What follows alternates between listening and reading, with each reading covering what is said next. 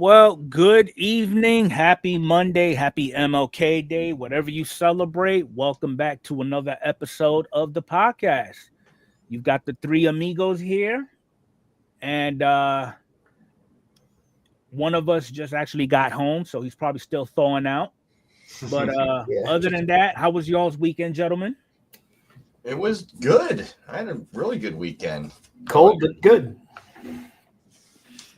In case you didn't know, Arnie did spend Saturday evening after doing his break going on a White Castle chase, looking for well-rounded exotic escorts. I'm gonna keep it PG. Adult stuff. There you go, doing some adult stuff.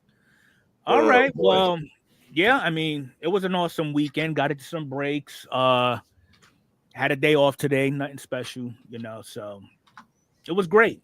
But got a lot to talk about today, and I want to try to get through a lot of these tabs because I know I'm probably lagging on the computer and the stream. So yeah, you're lagging. We'll go right through. All right, so upcoming releases. All right, obviously we're gonna go through. We know Topps Transcendent is coming out the 22nd. They did show a photo of one of the cards you could potentially pull out of this, which happened to be a cut signature of Mahatma Gandhi. Okay, so if you got deep pockets, then that would be the product for you. And the pre-sale price did go for $8,000. Not sure what they're going for now, but I'm pretty sure it's not going to be $8,000. Beautiful product. 42 cards for one hobby case, and the hobby case obviously is that suitcase. You do get an invite along with it, and a bunch of other goodies and doohickeys and things like that. So this is a product. The only way I get into it is if I cherry pick it. So basically what to expect in a box, you get 2 patch card autos, 2 relic autos, a rookie auto or rookie patch, 2 additional autos, jumbo patches, additional autographs, 8 cards per pack, 4 packs per box, so on and so forth. I mean, is this something that any of you would look at cherry picking if able to? I'm gonna have to go with no, not even cherry picking. I don't even know what the I don't even know what the team sets look like. What did the Phillies look like? Who's in there? Trey Turner, Bryce Harper for your base. Well, I would probably go for the base just to get the base cards. That's about it. But everything else is 101, 101 minus the chrome auto of Mike Schmidt at 25. Yeah, and you're not going to be able to touch one of them for under 100. So yeah, it's not for me. I'll just with that. No, but just to get the 2 base cards, depending how much they go for, if they're like, $10 a piece, yeah, sure, why not? Okay. I mean, I did jump in. I do have a Transcendent A-Rod that I'm getting ready to send to PSA. I got one from for Julio that's coming in, so that's about all I need for Transcendent. All right, so the next one coming up 3 days later, we got Diamond Icons. Another beautiful set. Yeah. Overpriced.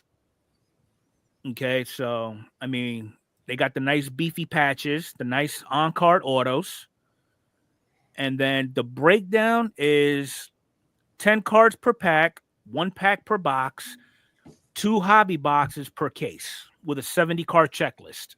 9 autos with 1 relic is what to expect. Leave it to the breakers. Let them have it. Yeah, I just don't see the upside to the demand for the price just because the product is expensive. Mm-hmm. It's like, how many times how many boxes and cases you have to open up of a flagship product to get 9 autos? Yeah, quite a bit, whatever it is, or any other product for that matter of these caliber players. The upside is it's expensive, or the downside is expensive. The upside would be that there's not going to be a lot of weak autographs. It's a lot of higher end stuff. The checklist is very good. A lot of Hall of Famers. Mm-hmm. So that stuff I like. If any of it's a sticker, I would. For that kind of money. I mean, what is the point? Like, I'm looking at this dual auto of the 2 captains. What's the point of the fucking diamond? Yeah, that's something that you could just keep it diamond icons and that diamond at the bottom, just make that a baseball diamond. Curve that top Yeah. And then make something stamped in there that says Diamond Icons with the DI or something. Eliminate that little stone that's worth nothing. Mm-hmm. That's probably just a shaving off of an actual 1 carat diamond or a half a carat diamond. That's those little nose rings that the girls wear. Yeah. You know, Yeah. that's all that is. So yeah, this is another one that I would likely cherry pick if the price is right. Yeah, beautiful product. I mean, they do look great. I love that Griffey patch. Oh, of course, patch, beautiful stuff. But I mean, I'm noticing a trend. All the stuff that we find attractive is well beyond our financial reach. Yeah. Mm-hmm. So yeah, and then we got Series 1. We already know what to expect out of this. I mean, I'm sure later on after release, there's going to be some additional stuff that they'll probably mention, but we'll just have to wait and see. More Paw Patrols. Yeah. You never know. You never know what's going to come out. You never know, because I don't think they did they advertise the Paw Patrol in most releases, even going back to the bonus packs with the popcorn and all that stuff for Bowman Draft. Mm-hmm. Nobody knew about that. We can go to the last year worth of releases. There's always been some wrinkle to it. The stuff that goes out to the public mostly, meaning the average price boxes, the 100 to 500 price. Everything that's higher, I think, is pretty set, like the stuff we just saw. Yeah, Tom just posted, and I already checked it out, that all the hobby formats are still on Topps website. Well, yeah, and that's how it's always been, though. You know, it's Series 1. Mm-hmm. You know what I mean? Just be patient. I'm probably looking at the monster boxes. I might grab a monster box or something like that. There you go. You know, 16 packs. Why not for $50?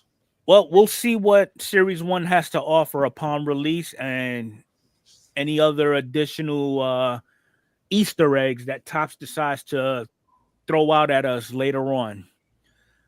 All right, so this one snuck up on me. I know a lot of us don't dive into it, but why not? Panini 3-2 baseball. Saw that release, yep. Okay, coming out Valentine's Day. Good patches, nice autos, no license, which is expected. And it's that's a nice looking card there. Yeah. And it's just vets and prospects. Yeah. You know, this is supposed to resemble the downtowns. Not sure how to feel about that, but very Dunross-ish. It does. Yeah. It does give that feel. Mm-hmm. Not sure of the price point for this. Don't really care, because it's probably going to give some of us some sticker shock. So 3-2, what is there? Is there 3 cards, 2 autos? Their breakdown format, is, I think it's just a little bit further down. There we go. Okay.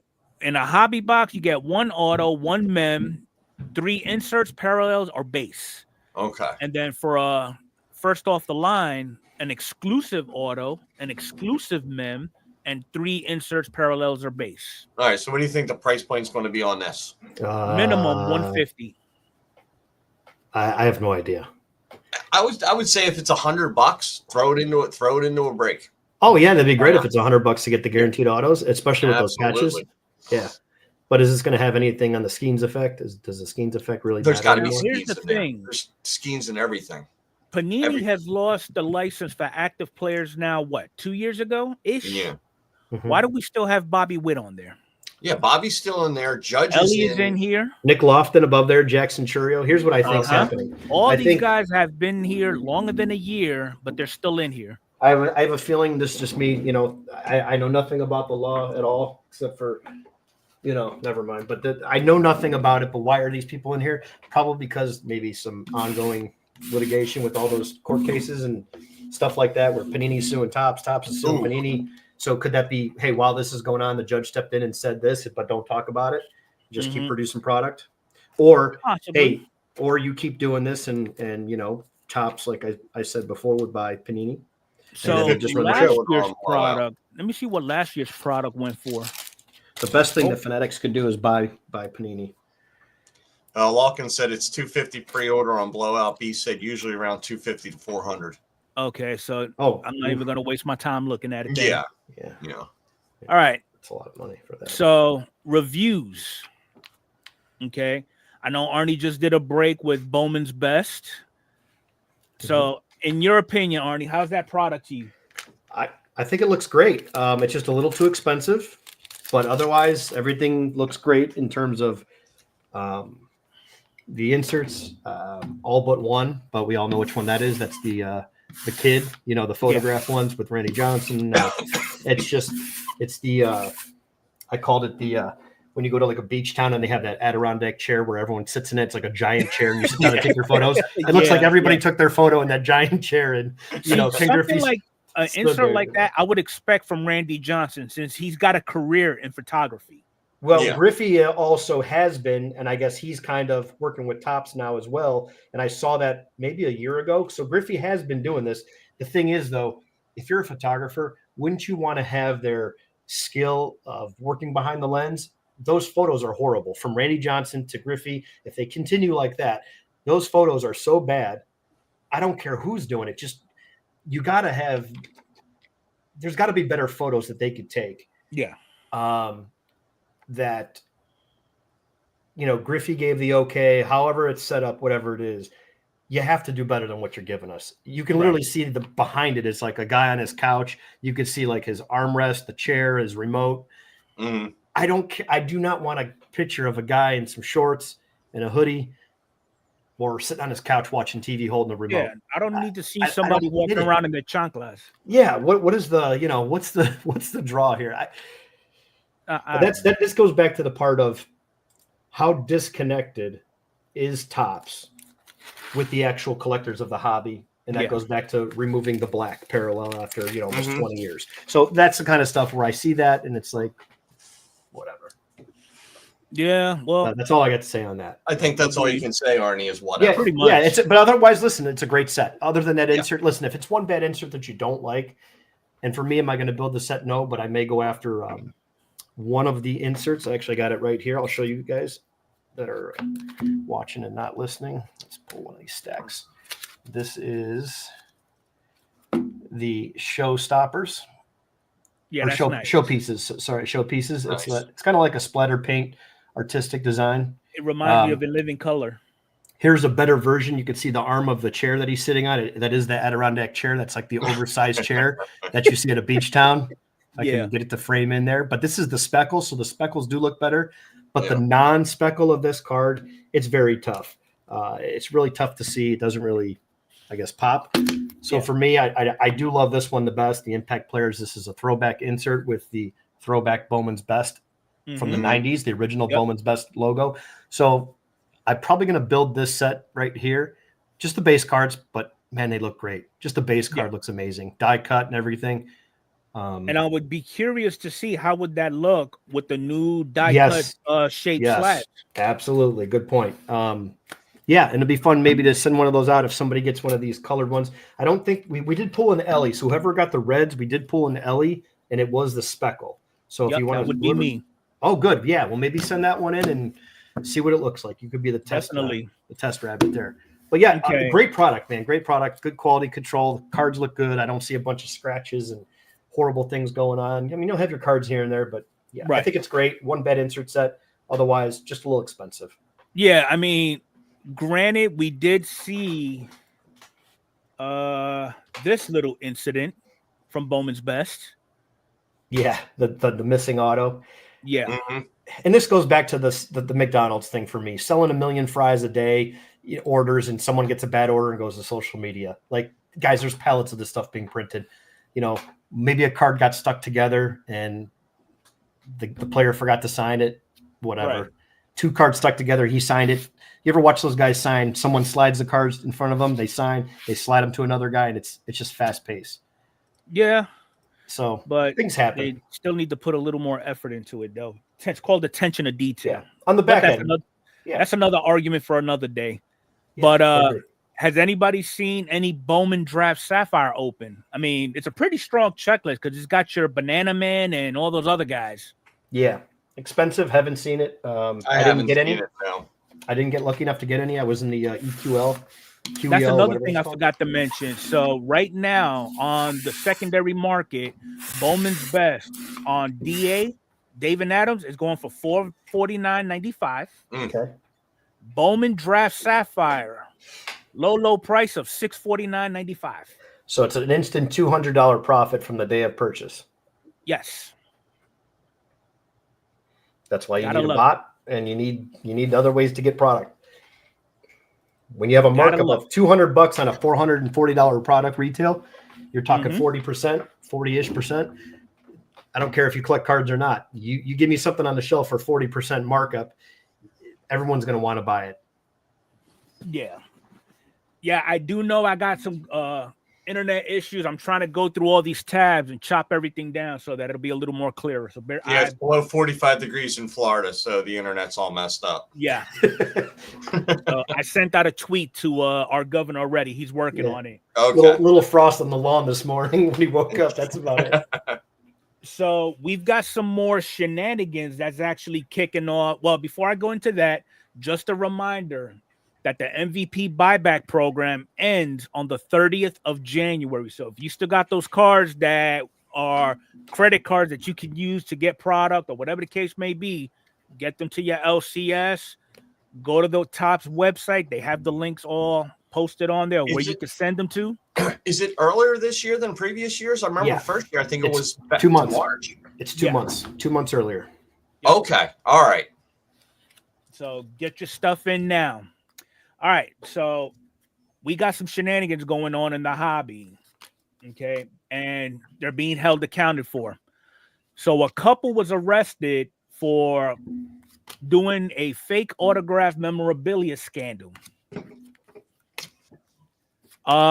Basically, they was running operations on forgery in their home, and it's been going on for quite some time. They finally got caught. And basically, real quick, is that a Snuggie? Are they wearing Snuggies? I think they are. I wouldn't doubt it. But basically, according to the sheriff's office, they've been charged with trademark counterfeiting, ranging between $30,000 and $150,000, which is a third-degree felony under Texas law. And that's what they got caught with. Under Texas law, that third degree will land you minimum 15 years in prison. Good. And this is their little setup that they had doing all their counterfeit stuff. And look, they even got a trademark counterfeit. Wow. Yeah, look at all those stickers in those boxes. Wow. Yeah. And then the male, apparently at 51, he's already got a nice little resume of being arrested for quite some time too. So, and he's done it with sports memorabilia dealers. Oh, so shocker. I don't know what you was thinking, but apparently you wasn't thinking. No, this is not the time bringing as popular as the hobby is. You know, we talk about all the negative stuff that goes on, but hey, the last big thing with 2 million with the people from my area where I grew up, and then now this, and then that's good that these people are it's being held accountable, you know, and of course you'll have the people that say, oh, it's not enough. But hey, they're off the street. It's another thing that somebody took care of. It's great. Move on to the next one. So another one that's actually starting to place boot into fourth point of contact is Topps. So we all know about the shenanigans with the whole CT scanner and, you know, running boxes through x-rays and all this other craziness. Mm-hmm. So Topps got hold of it and they actually updated their code of conduct. Basically, if you have an account with Topps and you are caught doing the CT scanning, one, you will have your account terminated immediately. Okay. And then secondly, you're going to have to pay a very substantial fine. And it does not state what that fine is, but it's not pretty. So right here in section 4, permanently suspend all direct accounts associated with the customer, ban customer for life from all platforms owned or operated by Topps or its affiliates and subsidiaries, recover any and all direct and indirect damages. So we're talking about a hefty restitution. Yep. I think this is them getting ahead of it, you know, step one, which is great. I mean, it doesn't affect me, You know, are people CT scanning Series 1 flagship 2025? I doubt it, based on what these machines cost and what the places that are offering the service, they charge 30 to $60 for one pack. I mean, the stuff that we open, none of this reflects what we open, at least for the majority. But I think when I mentioned earlier, the reason I brought this up, remember when I said I love the things that Topps did and I love the things that they didn't, or I don't like the things that they left off. One of the things that I did like was for 2024, the Chrome stock numbered cards and parallels and autos are no longer thicker. So we can use standard top loaders. That's a win for the collector. It's cheaper. Number two is, hey, if they did it to save money, that's great. But look at both sides. They also could have done it because they don't want people weighing these boxes. These mega boxes and blasters and all this other stuff that you get, because you can weigh that stuff. And then especially when you know you're getting 5 to 6 base packs, they're all the same weight. And then you get 2 mega packs or 2 logo fractor packs. If they all weigh the same, there's no way to tell what hits are in there or what parallels you're going to get. But if it's that thick card stock, so I think maybe they're already privy to this information way before we get it, and they've already been working on it. Because listen, despite what we hear online, there's no way that Topps is not. They're not just sitting on their hands right now with this whole thing. They're doing something. This is just, hey, whoever's doing this, just let it be known we're coming for you, and don't be stupid. Don't ruin a good thing. We're all working together here. Don't be a scumbag. That's what I gathered from that. Well said. How are you going to catch them, though? That was my biggest question. How would you catch them? What do you guys think? How would you catch somebody? All it takes is either a bad experience from a customer of those account holders, or if you see something, say something. Yeah, or if you and another guy are into it doing shady stuff, and then you have a fallout. Yeah, one snitches on one and says, "Hey, this guy's got a machine behind his building in his back room," and blah blah blah, and whatever. Yeah. Oh yeah, I mean, money is the root of all evil. So, well, what do you guys think about doing? In addition, any thoughts on like what you think you could do to prevent that scanning? Like put something in the package. Wrap it. If they can't fix it, everything will be a redemption at that point. Yeah, and that's not fun. I mean, if you put aluminum foil around all the packs or something like that, that's the only way that it'll block the scanning. Might bounce it back. I did see a comment where someone said, "What about something that changes color with the process, like just the bag, the wrapper, where a logo fades, this wrapper goes away, or this wrapper shows up if something gets scanned through them?" Interesting. Yeah, that's been going on at anytime you work in a retail location, people snag that stuff when it's popular. Yep. But yeah, what do you guys? I think that's a good idea. I think that there's something out there. I thought the wrapper was the most easiest one, meaning the cheapest. I mean, if they just wrap it in a different wrap. If these manufacturers included some type of deterrent within their packaging, we all know any additions to is going to cost. And then more than likely, it's going to cost them to produce it, and it's going to cost us more to purchase it. Yeah, this is no different than hey, theft is up in this area, so we have to charge this much more. Yes. You have to pay for security, whatever it is. Or you get your car insurance in this zip code, it costs this much. You go to the next city that's safer, your car insurance drops.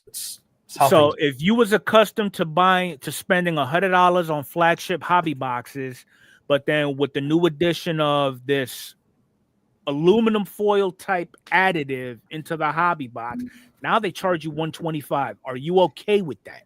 I'm not okay, because I think there's other areas where you can go ahead and squeeze that. And what I mean by that is not doing the 2 boxes inside of a 1 box, which is the old Bowman's Best and the old Topps Finest now is in 1 box with straight packs. So they've eliminated that. They saved some money there.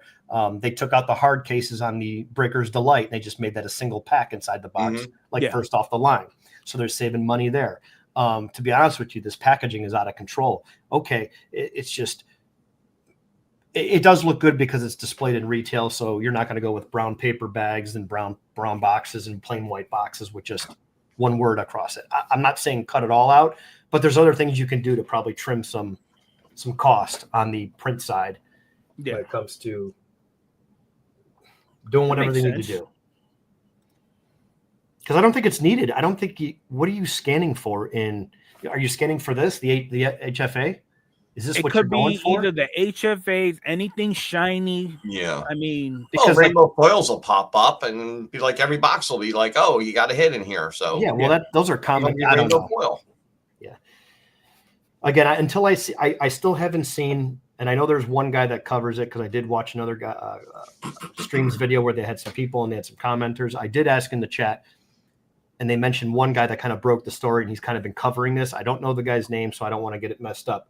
But right. I just want to see the video of someone taking a box, throwing it through a machine, and I want to see the video camera set up on the screen as it goes through, and I want to watch the process. Until then, I'm still not buying any of this stuff. I've seen photos, but anybody can doctor a photo. True. I've never seen someone take a box, slide it through, and show us the process. Yeah. Okay. So I'm still on the fence about all of it. No, I agree. I mean, hopefully they come up with a cost-effective yet efficient way of getting this stuff under control. And if they don't, I'm looking forward to seeing who gets caught and made an example out of. So, well, don't you think if the person that shot that video and was showing how to do it, don't you think they would send somebody out to, stop him or? Well, they didn't do it with Kurt's Card Care.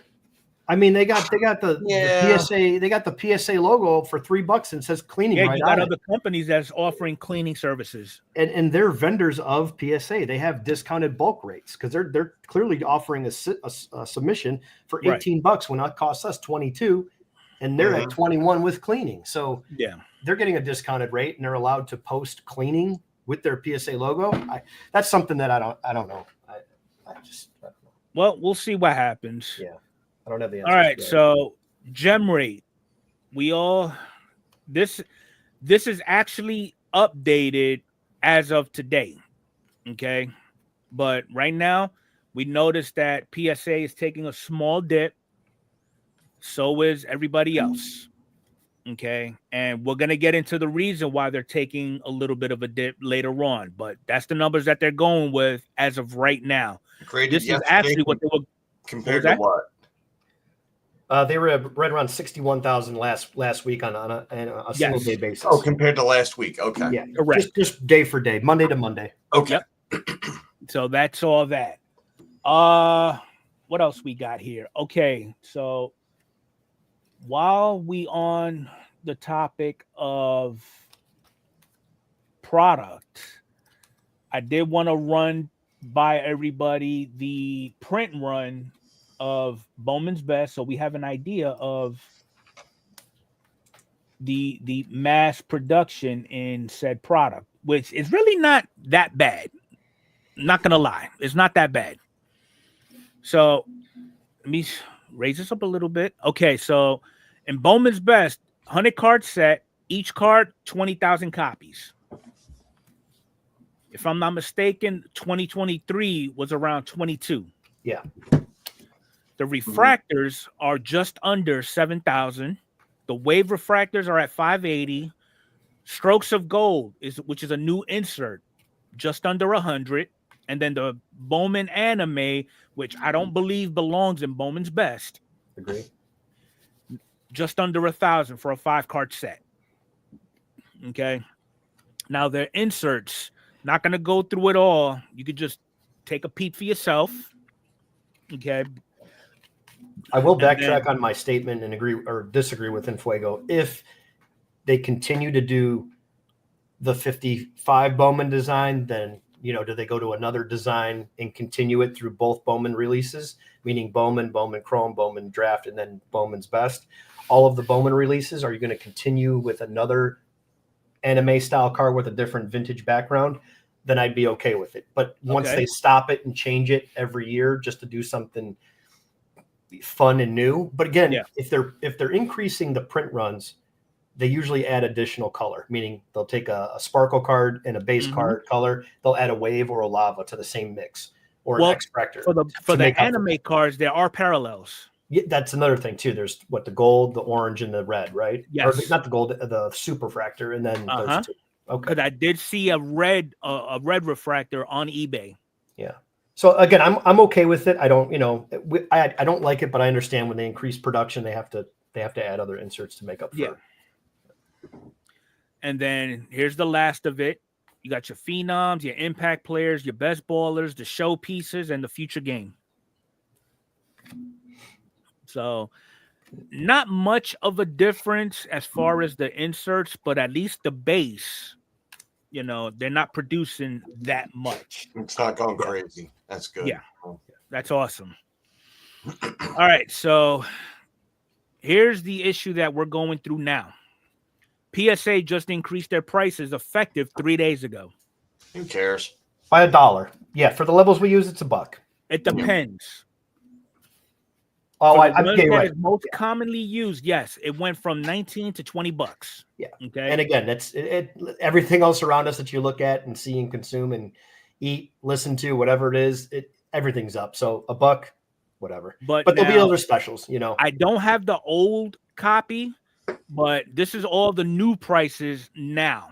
Yeah. Okay. So like your Value Plus, it went from 30 to 40. And I guess the reason why, the question that a lot of people were asking when the prices dropped, is this PSA's way of trying to slow down submissions by $1? I don't think so. $1 is not going to affect it, especially on value bulk. Correct. So if you're doing 50 cards and you got a 50 card order, because I think value bulk is anything over 10, right? 10 minimum on value. Bulk is considered, 11 or 100. Right. I don't know how that math works out. What do you think, Mike? I don't get it. Right? I don't understand it. I'm not in the grading cards game. Well, the reason I asked you is because of that reason, because you can look at it from an outsider, just from a cost perspective, saying, well, what are you trying to eliminate here? Is it the stopgap? Because according to PSA, it's the receiving part. It's not the grading part. It's getting the orders in and checked in so the graders can get them. Yeah. That, at least that's what they're telling us now, which again, enough said. I don't think that's all. Yeah. I mean, because and the thing is, I don't think PSA would, and I could be wrong. The only reason, in my opinion, that they may have potentially raised their price, because CGC just announced that they're doing price increases also. Mm-hmm. Yeah, I mean, you don't want to miss an opportunity there. I mean, look at the SGC. SGC literally did everything that PSA did for about 2 straight years during the COVID process. They mirrored everything they did. If you look back at all the changes, Peter sitting in front of that, his Oval Office and that big towering desk that he had. It was laughable. It's like, oh, geez, here we go. PSA makes a move, they make a move. So I think that's so what if McDonald's raised their value menu from $1.99 to now $2.99? Yeah. You best believe everyone else is going to jump on board with it. So of course. Everybody follows one person. Somebody's going to, go out on a limb and raise the price of something. Everybody else will be like, okay, they did it. Let's do it. Yeah.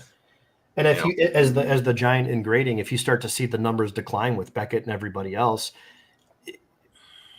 they're not doing it to put a squeeze on anything, because that would be counterproductive to, hey, let's just get some more cards. But their problem, I think, is, and they haven't admitted, this is just me outside the box thinking, is this GameStop issue. I think the GameStop issue was a little too. There was some comments saying, not in the chat, but through the hobby, that this should be more of a reason that we should look elsewhere to get our stuff graded. Now, to caveat off that, I will say it's bad enough that PSA increased their collectors club membership. Okay. Yeah, and there's no draw for being a longtime member. So listen, if you want me to change accounts and put different credit cards up to do it a different way, I could do that. We all could do that, right? Yeah. Because you actually get a perk from that. You get some credit for you get credits on Fanatics. Yeah. So when I renew mine as a long-term member, you know what I get? I think I may get an email with my receipt at best. Like, I don't get anything. It's kind of like anything else in business where you go. But now here's the thing. Are you just a standard minion of a PSA member, or are you with the premium package? Oh, I paid like the regular, So you do the 149. Renewal. No, you do the 149. Yeah. Okay, so I may want to look into that, because I'm balling out right now. I'm doing the premium. I don't know why, but anyway. Yeah, honestly, it doesn't make sense, because the odds of me getting I do know that with the premium package, despite the fact that it's $200 a year, I do have unlimited access to Card Ladder.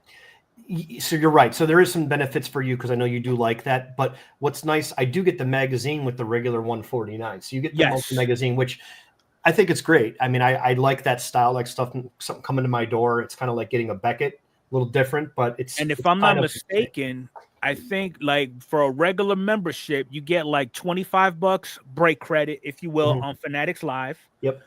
And if you're a premium member, you get $50 or but the new people get something. There's no, I guess what I'm saying is there's no benefit to being, hey, I've been a member for 14 years. Oh, so, no, there's no longevity consolation. There's no longevity, exactly. So for me, it's like, hey, where's my other credit card? Let's put it in this person's name. What does it matter? It's, you know what I mean? Yeah. I don't know. Okay. All right. Well, hopefully this is just temporary. If it's not, it is what it is. And even if it's not, here's another thing too. Even if it's not, look what we went through with COVID. We waited over a year and a half. Some people waited almost 2 years to get their cards back that had 100, 200 card orders. I mean, and those players have some of them out of the league. Some of them got MVPs and the cards shot up, and then they're getting increased rates because of, hey, we have to upcharge you because this card's worth a lot more. And you're like, yeah, when I sent it in, he was 0 for 0. He was a rookie. He never got to the plate. And now he's a rookie of the year and it's worth $1,000 and you're getting charged more. And that started the complaints there. But I hope, listen, I'm glad that they just got ahead of it. Whatever it is, I don't care if it's a lie, if it's because of GameStop or any other reason, just fix it. So this next topic, I kind of put this along the lines of Fanatics making an attempt in trying to 10x the hobby for the collector. All right, because is it a safe assumption to say that both you and Mike, to include everybody in the chat, we go shopping for cards on eBay? Mm-hmm. Yeah. Okay. Yeah. Now, I like the idea that PSA is putting pop data on eBay listings. Best thing eBay's done in 20 years. Absolutely. This is what you're going to see. As a consumer, greater, doesn't matter. It's more information and it's free. Yep. Mm-hmm. And this is the exact screenshot that you will see when you click on a slab. It'll tell you the serial number, the grade, the total pop count. Mm-hmm.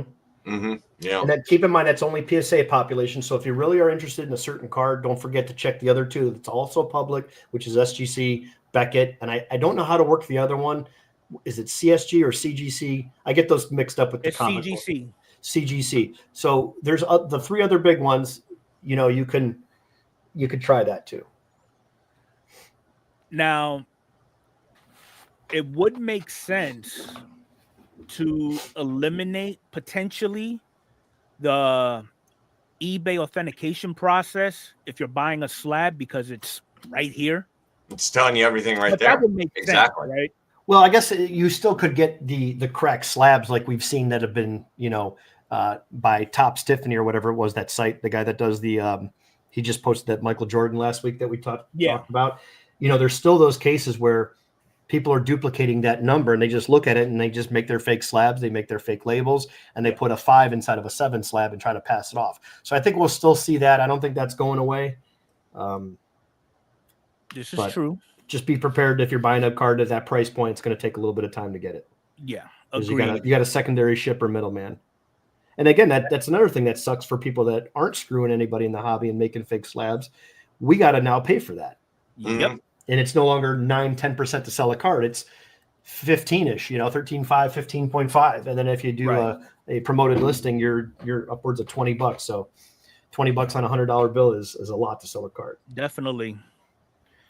All right. So great good feature, hobby talk. Good stuff. Some of it relevant, others not so much, but it is what it is. All right. So with the sporting news, for those of you who follow your teams, this is the schedule for pitchers and catchers report dates. I wonder why the Cubs are the first ones to report. Is that telling me that they need the most help? No, it's because they have the nicest weather. It's going to be snowing, or they need to get it on the field for March opening day, so it snows. Yeah. That's interesting. But yeah, then you got 2 days later, you got the Dodgers and the Rays reporting. Then the next day, you've got about the other half of the league, and then you got everybody else picking up the rear with the gear. So can't wait for baseball. If I'm not mistaken, I think we're less than 70 days before opening day. There you go. Yeah, I think it's 60, 64, somewhere in that range. We're in the 60s. So, okay. So Nate is saying that the Cubs are scheduled to play an international game. Okay. That makes sense. And there goes Maddie giving his comments. True Cubby, speaking like a true Cubby fan. All right, so top 10 starting pitchers right now. This is what was reported on MLB Network.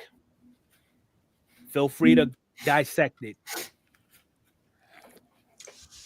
Well, they have Wheeler at number 1. Okay. I'd say over the past 4 years, out of all of them, he's probably been the most consistent. Okay. Do I see him at number 1? No, I don't see him at number 1. I see him at 2 or 3. He can mix or match. I mean, Skeens is going to be up there. Of course, he's the phenom. Skubal, he should be up there. They have Cole outside the top 5. Yeah, I think he should be moved up a little bit. Cole Reagan's, I don't know if he belongs there either. Right. Yeah. Let's see what no Gaussman. Okay. Yeah, that's right. Yeah, Shaw says no Gaussman up there. Yeah, Strider's not up there as well, but again, those guys are coming back mid-season. Right, they're coming back from injury. Tyler Glasnow's not on there. Even though now, these are the pitchers who just missed the top 10. Yeah, I would. Yeah, Imanaga, he, if you look at his stats from last year, and I didn't realize until Maddie said something about when I put my top pitchers on there, and I didn't have Imanaga on there, and I took a closer look into his stats were really good. I mean, really good. Glasnow up there. Yeah, I agree with that. Yeah, Glasnow should be on the list. Imanaga should be on the list. Crochet, I still want to see what he does. Right. I think there's a lot of hype around him. Zach Gallen is going to be in the conversation every year. As long as he stays healthy, and I think the same with was Webb on the list. I don't see Gallen. I think Gallen should have been up there too. Yeah, was especially as consistent as Webb is number 9. Okay, Webb is on the list. Okay, because I didn't even. Okay, yeah. I like Gallen on there. There's a couple people that I could pull off that list, and a couple people that I could put on that list. But it's for consistency. I see what you mean about Wheeler. I say the same thing about Zach Gallen since he's been a rookie. The guy's just every year he's great, consistent every year in the Cy Young Award mix. But there's always been that one player that's had a better year than Wheeler for the past 4 years. So, and it's not that I'm a homer, but I know that when Wheeler goes out to the mound, I know what we're going to get from him every game. Yeah, it's kind of like saying it's just like those players when Trout is healthy or Luis Roberts healthy, the guys are great. The great players, Acuna, when they're healthy, they're out there. You're getting something good. Yeah, Tom, I agree. I think Crochet is good. I just have to wait and see what he does on Boston. Now that he's going to be on a. And then sometimes it's a decline when they go to. Sometimes it's exactly. It could be a decline, or we're going to see what he's really got now that he's going to have a lineup behind him to score him some runs. Yeah. So I just have to wait one more year on him. Yeah. Okay, so here's a hypothetical for everybody. With all those baseball enthusiasts who happen to be a part of the baseball collecting hobby, do you think that they take the information that MLB Network throws at us and use that in conjunction with the market for these players' collectability? Because if that's the case, Skeens should not be commanding what he commands now at number 4. Right. No, I don't No. think so, because you got to remember too, we're talking about the offense. Skeens isn't the problem. It's scoring runs is the problem for the Pirates. But again, every 4 days, what is it going to be? Every 5 days now, Skeens will be out there. Let's say he goes, whatever, I don't know, 18-9, I don't know, something like that. Which one of these? That's a good question. Which one of these? That is a good question. Pitchers other than Skeens? Well, I'm going to go with Tanner Bibby, who is not on the list. He was fringe on the list. He's in the top 20. Just because I collect the Cleveland Indians. But as I go along with my collecting style, I do not go out of my way to buy certain players. If I'm opening product and I get them or I get them in a break, I will take a certain card or two and set it aside, hang on to it, and then trade or sell the rest. Right. And Wheeler has like zero collectability. I mean, you can pick up Wheeler cards numbered out of 25 for like $10. Yeah. You know. And I think that's great sometimes. So it's a good question. Because you can get yourself and there's people that just do Cy Young Award winners, and they'll have a binder or a collection on the wall and say, here's their rookie card and here's their card from the year that they won it. Now, exactly. That's a great way to collect. That's a great display. Me, if I had to pick a pitcher, I would go with Garrett Cole, and as an exemption, I would pick up his rookie card from the Pirates. Yeah. Yeah. And actually, I just here. While you guys are talking, let me grab it. I just picked up a second one. Not a very expensive card. Under $50. Let me show you. If he can find the card in less than 30 seconds, he's a true collector. Yes. He's pushing the limits. He's got about 10 seconds left. 10, 9, 8, 7, 6, 5, 4, 3, 2, 1. Arnie failed the test. Yes, he did. So while he's pulling that up, okay, something else significant happened last week also. And I don't know why it did that, but let me go here. International Signing Day. Oh, there we go. There we go. Sorry, guys. So, yeah, I mean, just a base PSA 10. It does say yellow hat. I'm assuming there's a more rare version, which is a variation. This is probably just the base card variation. But, yeah, I'd probably get these in the high 40 range, somewhere in there, maybe $38, $45, somewhere in there with taxes and all that stuff, under 50 still. So, So definitely. And you can pick that card up raw too, for, like you said, you get some of these pitchers on this list for rookies under $5, $10, and then numbered cards ungraded, $5-10. I mean, too bad Clark Schmidt is not on this list, or not even an honorable mention, because I got him covered. Yeah. Well, Louis Hill too. You got to have a bunch of and Debbie Garcia. But anyway, that's an argument for another day. Yeah. Another thing significant happened. We had International Signing Day. And a lot of the teams, they went all out on picking up their international prospects. So we saw this happening. Sasaki signed with the Dodgers. Did he really? Oh, yes, he did. Oh, that's something. Okay. And I don't even think they broke down what okay, so he's going to get rookie salary in 2025, in addition to a $6.5 million signing bonus. So whatever that rookie signing salary is, add $6.5 million to that. Yeah. All right, and then there's all the other prospects that the teams have picked up.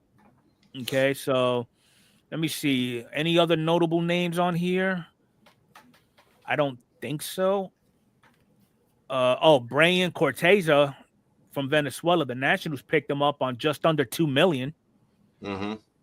Nice little shortstop. And then I wonder if there's any relation to Ellie for the D-backs. And there's more signings that is going to be happening, because I guess they got to the last day of the offseason before they make these kind of moves.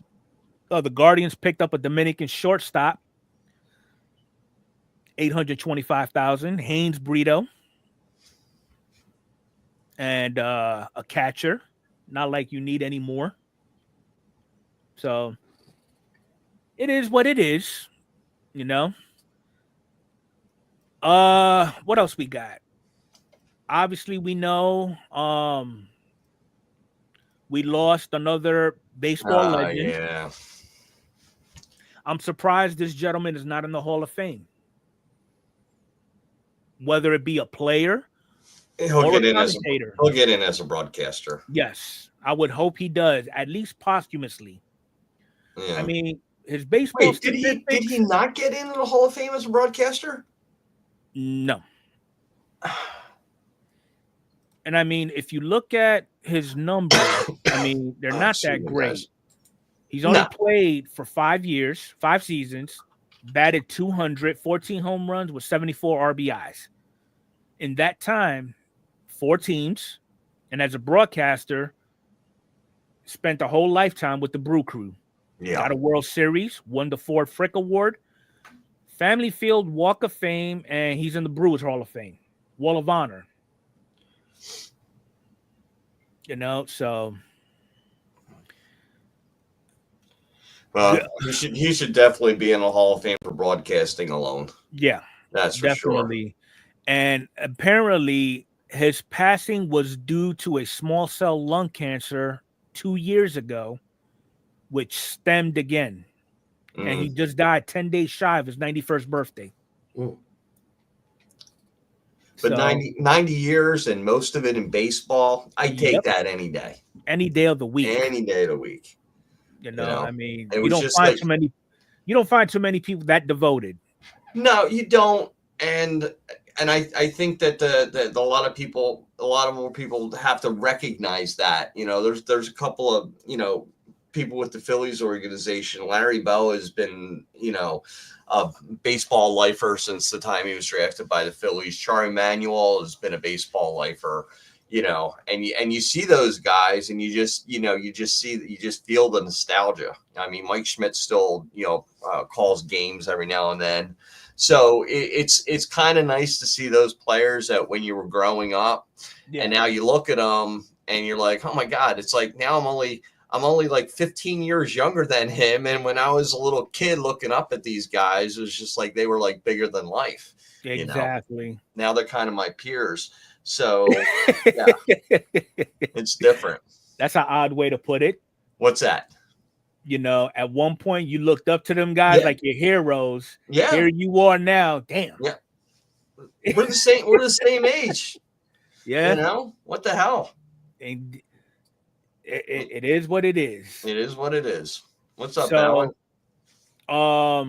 The Mets actually re-signed Jesse Winker. Mm-hmm. I didn't make an article or anything about it because I don't think it's big in my book. But one move that I think just happened either today or within the last 48 hours, the Blue Jays decided to spend some money and pick up Santander. Yeah. For $90 million, 5 years plus an option. It's a good deal. That's a good deal for that player. Now, what does this say about Pete Alonso? Because it's already been cleared. The Mets are not taking him back. What is the message being portrayed? I mean, either A, he's asking for too much money, or nobody needs a first baseman, you know, at that price. It's kind of like sports cards. The market speaks, you know? Yeah. But I mean, it's not like even when he does have a bad year, it's still better than most. Well, there's a couple other players out there too that you're scratching your head, like Bregman and Arenado. It's like they're still active free agents, and nobody knows what's going on with those three. Yeah, I don't know, but yeah, I did find an article for Jesse Winker. Okay, whoop-de-doo. Move right along. Gonna go ahead and hide that. Don't need to see that. The Mets have said they don't want Alonso. They're not going to resign. They're not going to pick him back up. No. Wow. So, I mean, It's just a matter now who actually, since we're on the topic of him, I'll bring this up. He actually was offered a 3-year deal from the Mets and he declined it. Who's his agent? Boris? Yep. That figures. They offered him 68 to 70 million for 3 years to include opt-outs, and he declined. Well, Boris declined.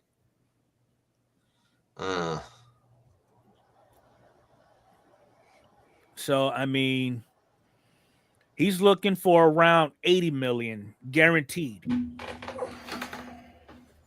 Yeah. Now, he's trying to compare himself to Cody Bellinger. That's apples to oranges, in my opinion. I mean, I think eventually somebody's going to some teams are going to put a stop to it and just say, hey, you're not worth it. You're not worth that kind of money. And maybe Alonso is going to be the poster boy for that. Possibly. I mean, I don't even really know what to say because, I mean, he was a productive member of the team, too. I won't take that away from him. And Sean says the Astros offer to Bregman's still on the table. Well, we'll see. We will definitely see. All right, so there is a documentary that is going to be spoken I'll of. be right back, guys. Okay, regarding the hobby that I am going to drop the link to the chat. And the documentary, the trailer itself doesn't really speak much of it, but I think if you take a look at the description, it'll give you more of an idea of what to expect. But this documentary is scheduled to release on the 16th of February, and you'll be able to watch it. It premieres on both Amazon and Apple TV. So I'll be keeping an eye out for it. And Arnie, did you see the trailer? I did not. I know we were supposed to it was supposed to come out. I did not see it, but I'm gonna take a look at the trailer and the full thing. I'm excited about it. I actually did come up with one that I was also going to share. That is an older movie based on the hobby. Okay. And let me pull up my YouTube watch history here. Maybe a lot of people have seen it. It's probably not as popular because it doesn't involve, I guess, the big names in the hobby today or anybody recognizable. So, is this the one where Steve Aoki and all them is in it, and Vegas Dave and all them?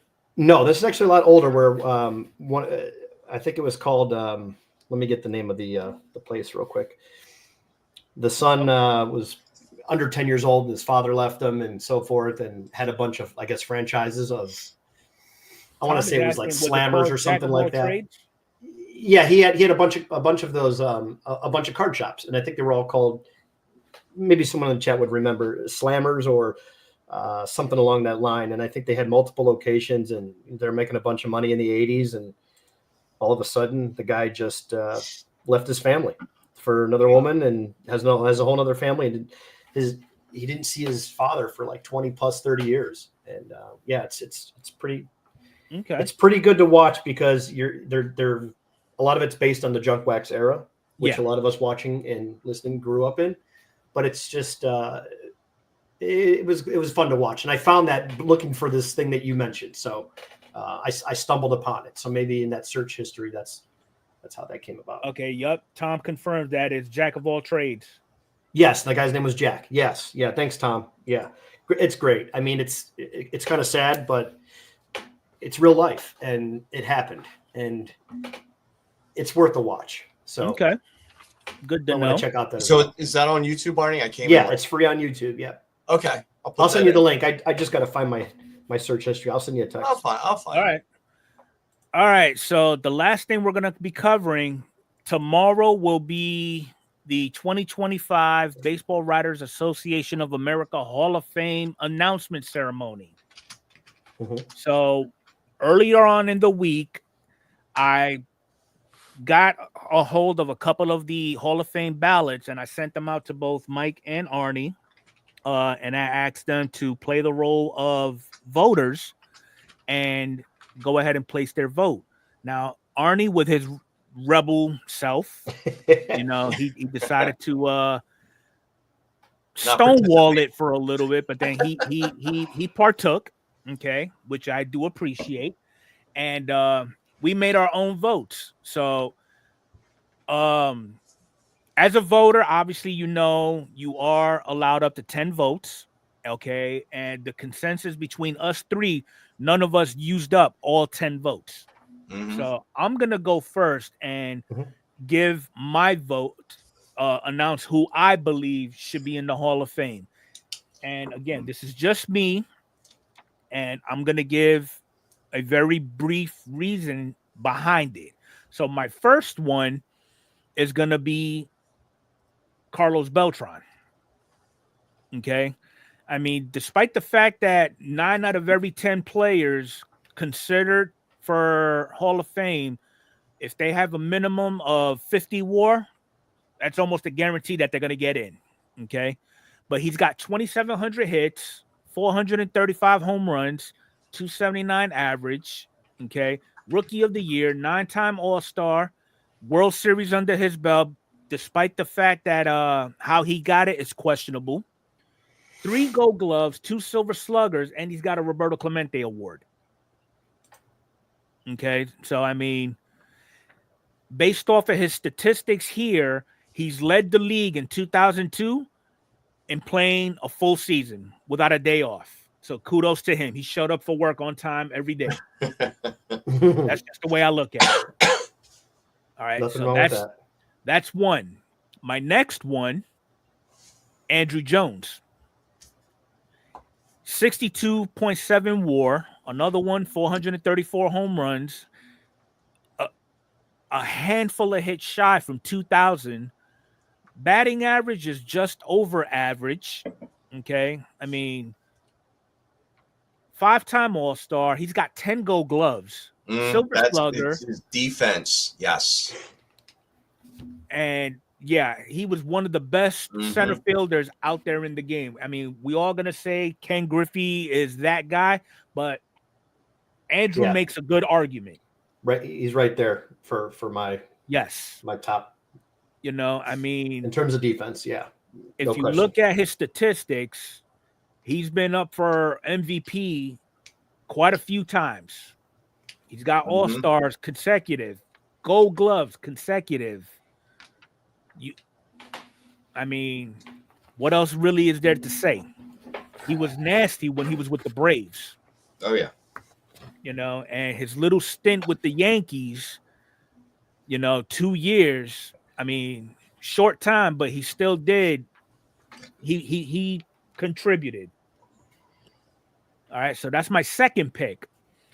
Now we're gonna get into the steroid era a little bit. My next pick, Andy Pettitte. 60 WAR, 256, 153, 385 ERA, not the greatest, nothing to brag about. 531 games, 3,300 innings pitched with 2,400 strikeouts. 3-time All-Star. He's got 5 rings, championship MVP. The only thing that is holding him back, he's tied to steroids. Okay. His whip is a little high too, 1.35. Yeah.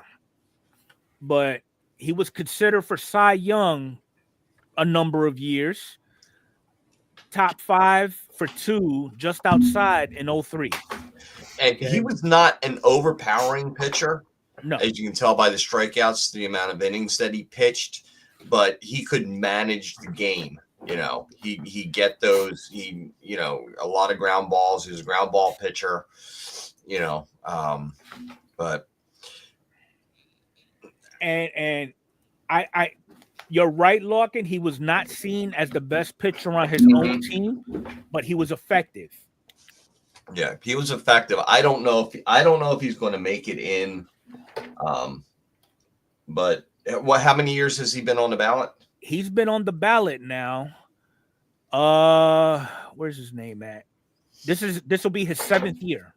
His 7th year. And right now he's lingering at he's projected to get about 33% votes. So yeah, I see him. Yeah, I'm on the because he went last year he was at 13.5. So he's expected to do more than double for 25. Right. So we'll see how that works out. Okay. The next one on my list, who's also tied to PEDs, Manny Ramirez. Just under a 70 WAR, 2,500 hits. He's in the 500 home run club. Lifetime batting average of 312. 38 stolen bases, and he wasn't fast. 996 OPS and a 154 OPS plus. 12-time All-Star, 2 rings, 9 Silver Sluggers, a batting title, and he's a World Series MVP. The only thing that's holding him back is the steroids. Yeah. I mean,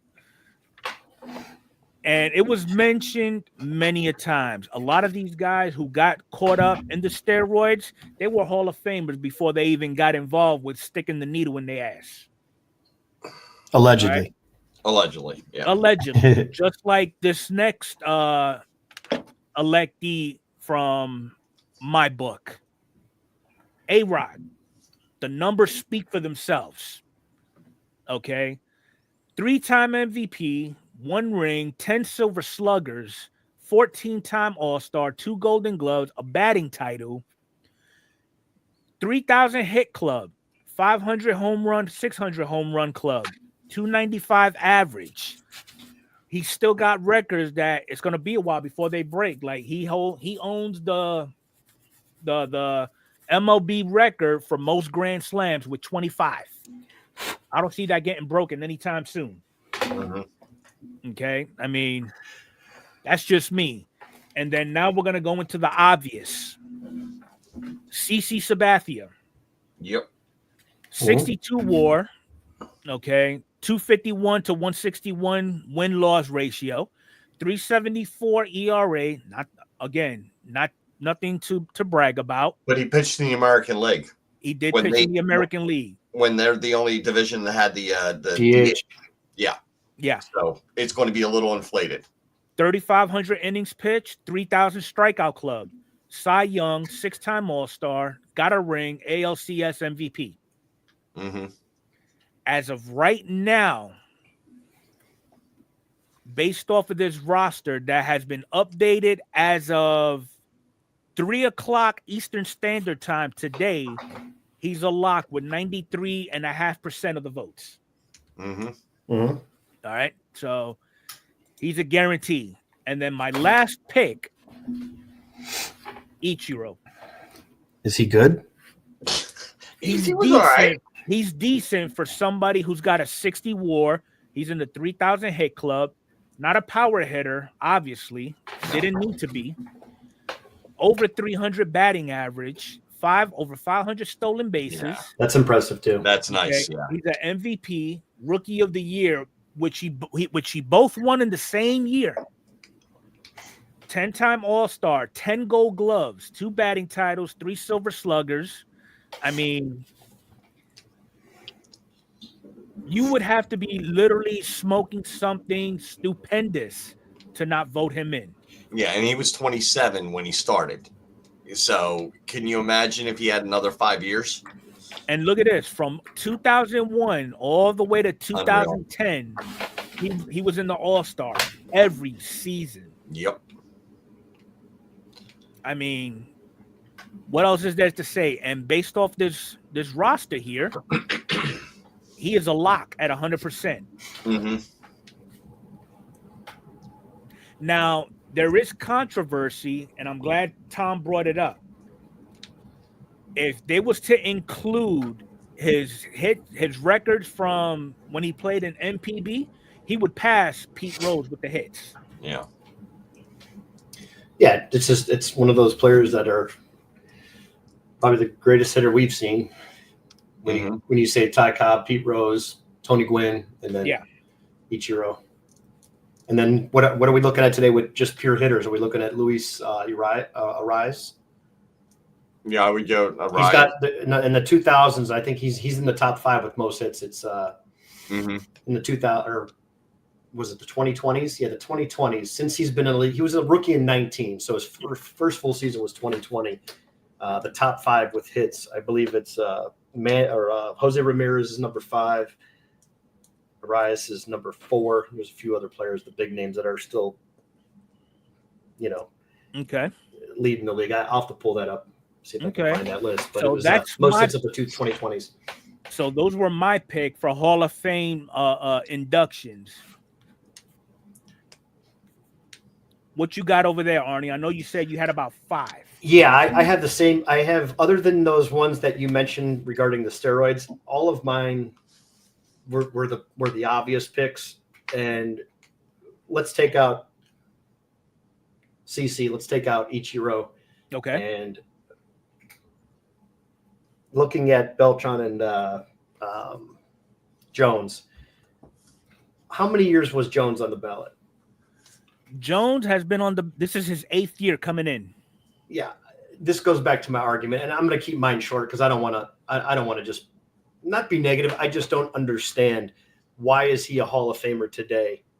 Because I do believe he will get in, and why was he not a Hall of Famer for the last 7 years? Mm-hmm. I just don't understand the Hall of Fame. I never will.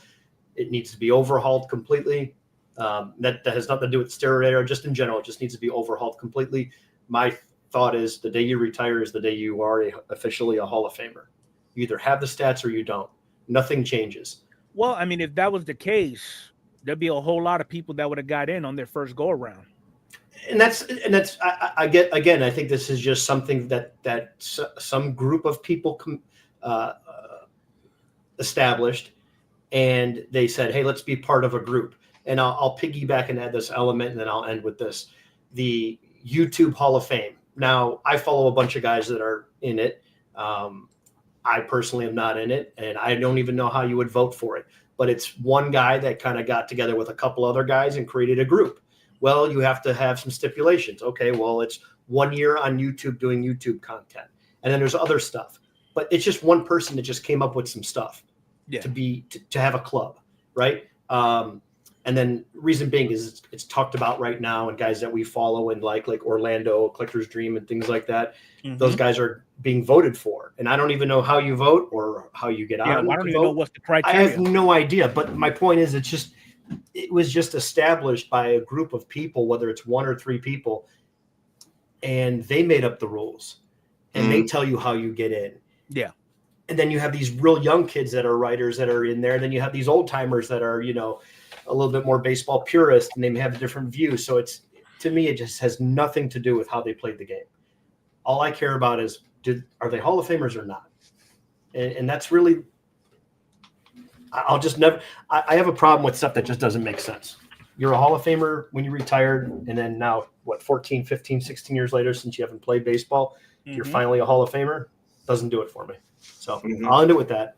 Not a fan of the Hall of Fame in general. I mean, I would go out on a limb and say the reason why a lot of these folks are still late in the ballots and they're not in yet is possibly because of the overhaul of outgoing writers with incoming writers and different perspectives on that particular player. Yeah, and then some of these guys are so young; they're younger than the players that they're talking about. Yeah, I agree. Yeah, I agree. So how do you tell me how are you able to vote on that? They're probably based. I would think those new kids that never even weren't even a thought or a twinkle in their daddy's eye with, let's just say, Manny Ramirez. If you did not know his history and just looked at his statistics, that new voter would be like, there's no reason why he shouldn't be a Hall of Famer. Sure. I mean, I guess not I'm not saying to be completely clueless about the game. Right. But when you're leaving people out because of we have to wait for these writers to die off or these guys to pass because they didn't get along with this guy because they didn't grant him interviews in the locker rooms and give him time. So we're going to blackball that guy for that reason. That to me is Bush League. That's garbage, man. That's right. Like letting a couple of these guys have been getting in. Richie Allen, he's in now, but he passed away, so let's put him in. What is that? Just one more screw, like one more jab before he goes in the ground? Like, what the hell's that about? I mean, the guy's a Hall of Famer when he retired. It's been 30 some years. Ended already. Like, just let's move on. I hate the Hall of Fame. We could talk about the Hall of Fame all night and the players. And this is just my opinion. It's not that anyone else's opinion is wrong either. It just needs an overhauling, and I don't know what that consists of. I really don't. Yep, Alan makes a good point too. Mattingly was one of the most popular for most of the '80s, but he's not in. Yeah, and you can have that list because there's a handful of guys right there where it's Dale Murphy, Mattingly, those fringe guys that needed Will Clark and Albert Bell that just needed 1 or 2 more years, and then it was like, okay, you're going to get there, but. Then there's another argument for the old timers. Sandy Koufax was amazing, but it was too short. A lot of people said it was too short, but he was great for 10 years. He was one of the best. Mm-hmm. So, but he's in. Again, I'm not saying that he's not a Hall of Famer. It's just there's too many different variables every time this list comes up every single year. And then there's so many snubs. Yep. Agreed. So. Who Mike, else you got? What about you, Mike? Who else does Arnie have on his list? Okay. Who else did I? Okay, 1, 2, 3. I went. 1, 2, 3, 4. I had 5, didn't I? Who am I missing? Wagner. Yeah, you didn't mention Wagner. That was my other one. So okay. Can I have the date on that one too? How long he's been on there? This is his last year. This is his last year. Okay, enough said. My point made again. Move on. Yeah. I can't. I'm sorry. I'm gonna blow a top here. I can't do it anymore with these guys because he's getting in, right? I think he's going to get in. I think he's going to get in this year. I really do. I think there could be up to 4 players getting in this year.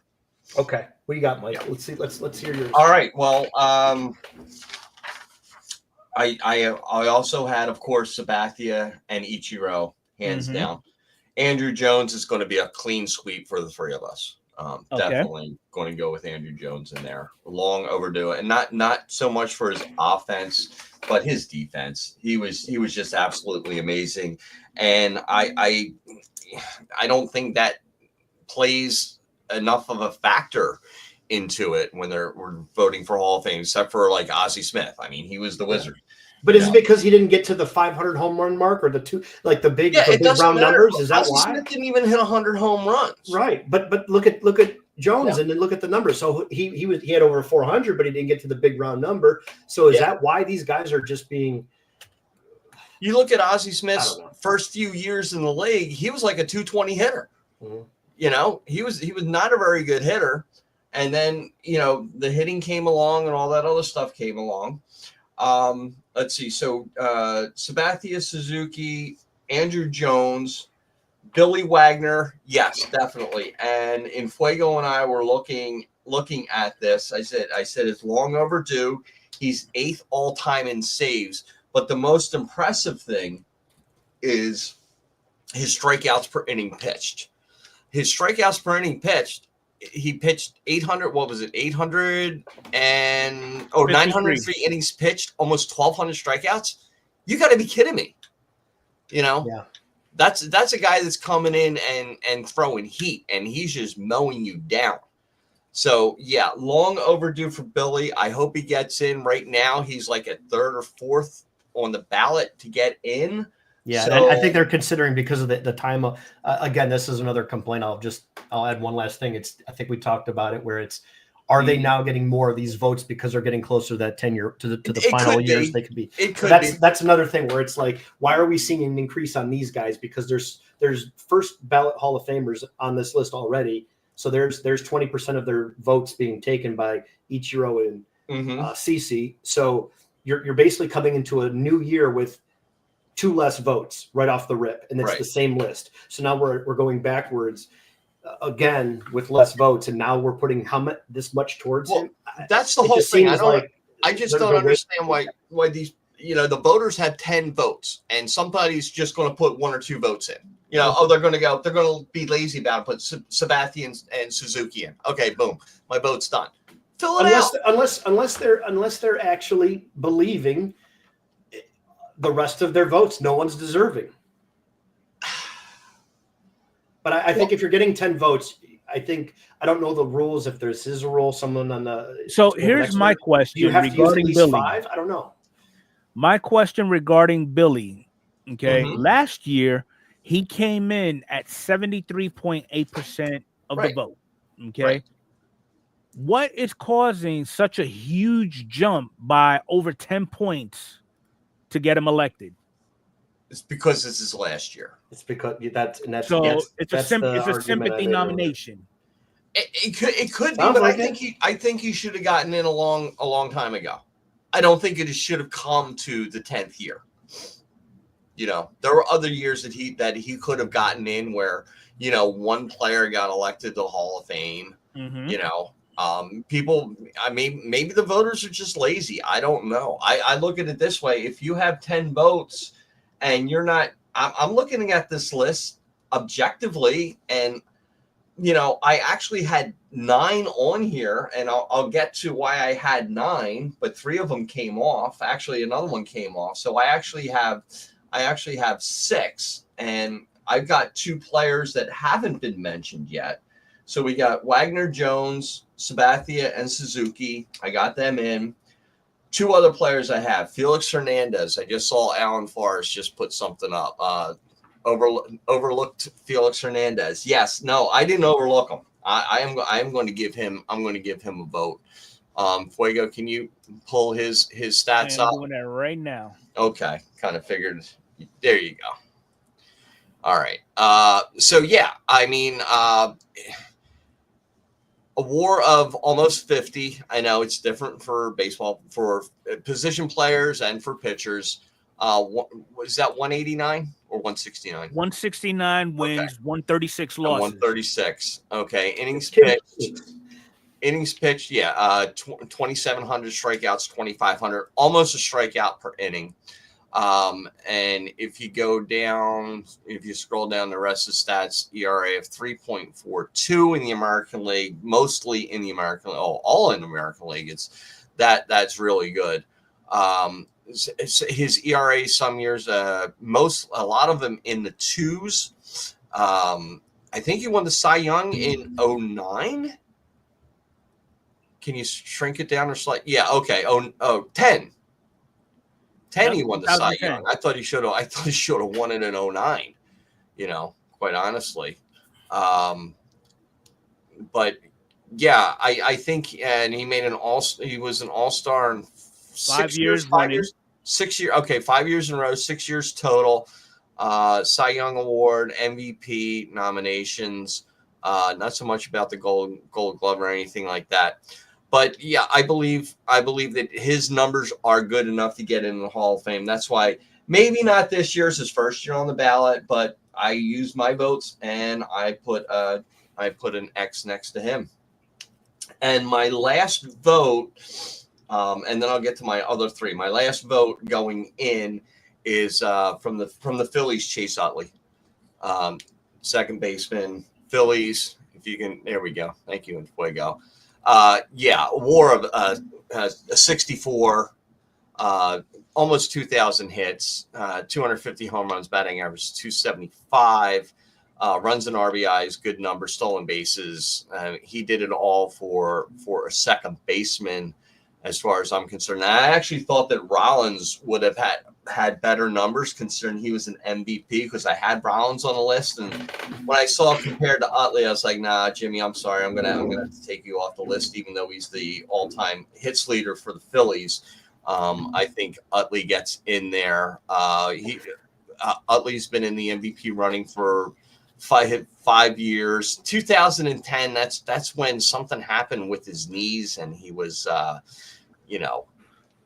just I will give him credit. He led the league 3 years running for getting dinged with the ball. Yeah, I mean he'll stand in there. That's I think one of them broke his finger. I think it was in 2007. I think probably Yeah, I think that's when his finger got broken or something like that. Beginning of the season, but he came back. Yeah, Jeff Kent's another guy that should be in. Yeah, I agree with you, Lawkin.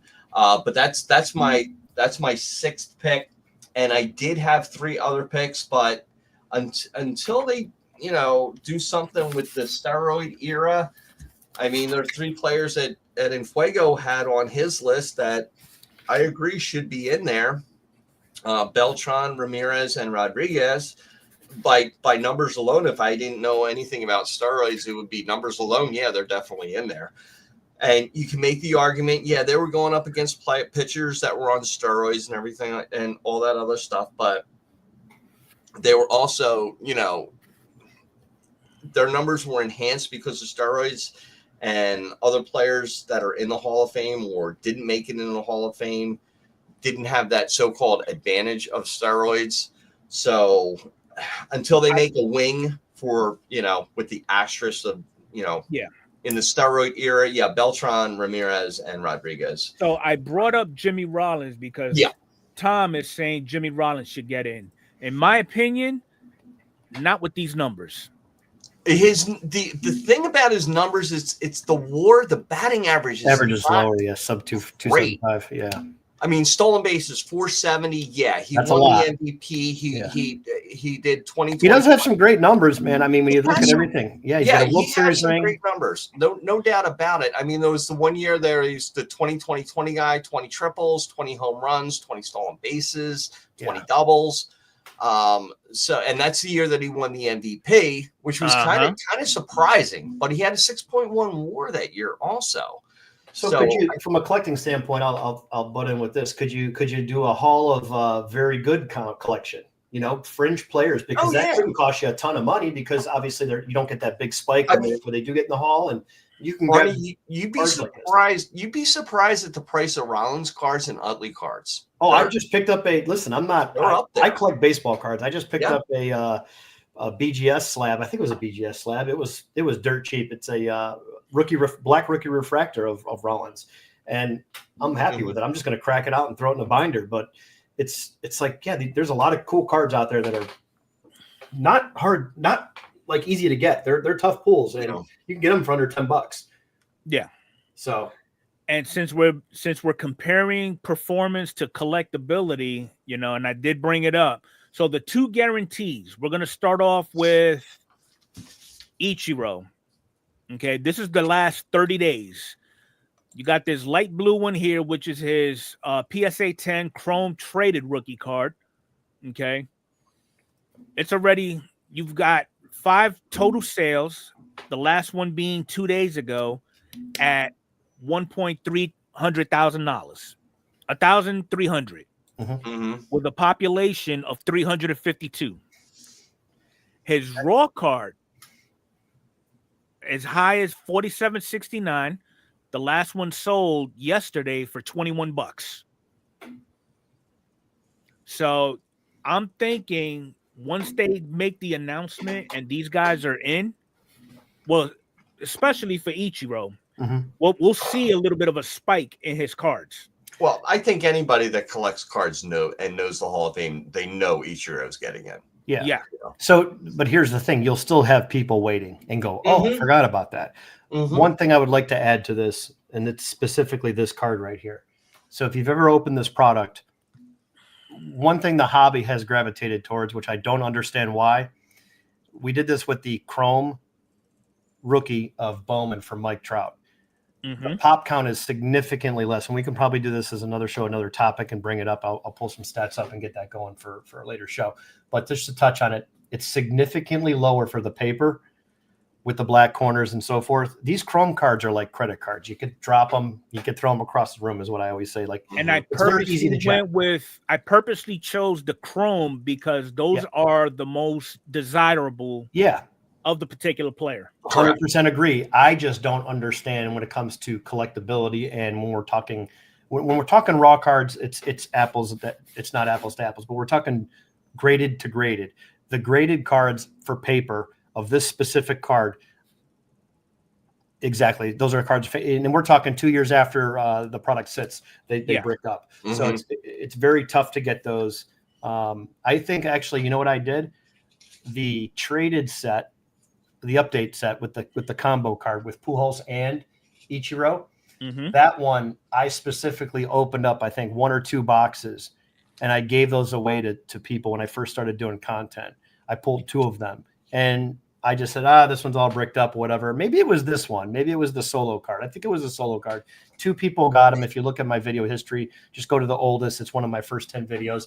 And I just decided to open them, and they weren't in great shape, but they probably would grade like a 6 or a 7. Right. And I just gave them away. But that's the risk you run when you're opening this product. But if you look at the PSA 10, if you can, Mr. Enfuego, on the paper, see what the pop count is. On paper?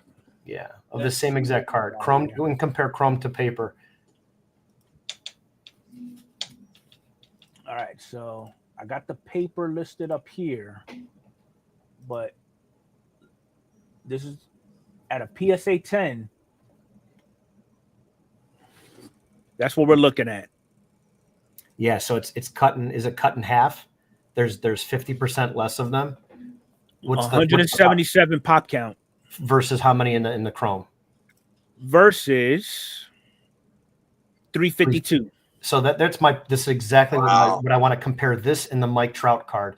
Yeah. The Mike Trout is all black. It is a third, I believe. It's a third. That's about half, or it's about doubled. 170. Yeah, it's doubled. So that's doubled. It's doubled for the Chrome, and the Chrome brings more money, and the Chrome is more desirable. And don't say because it's shiny and people like it. The reality is when we're talking PSA 10s, that card is more rare, and there's not going to be any more of those.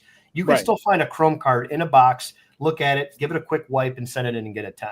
We do that all the time with our 18, 19, 20 Chrome. When a player starts to take off and we grade it, or you open a Chrome pack tomorrow, those cards are going to be fine.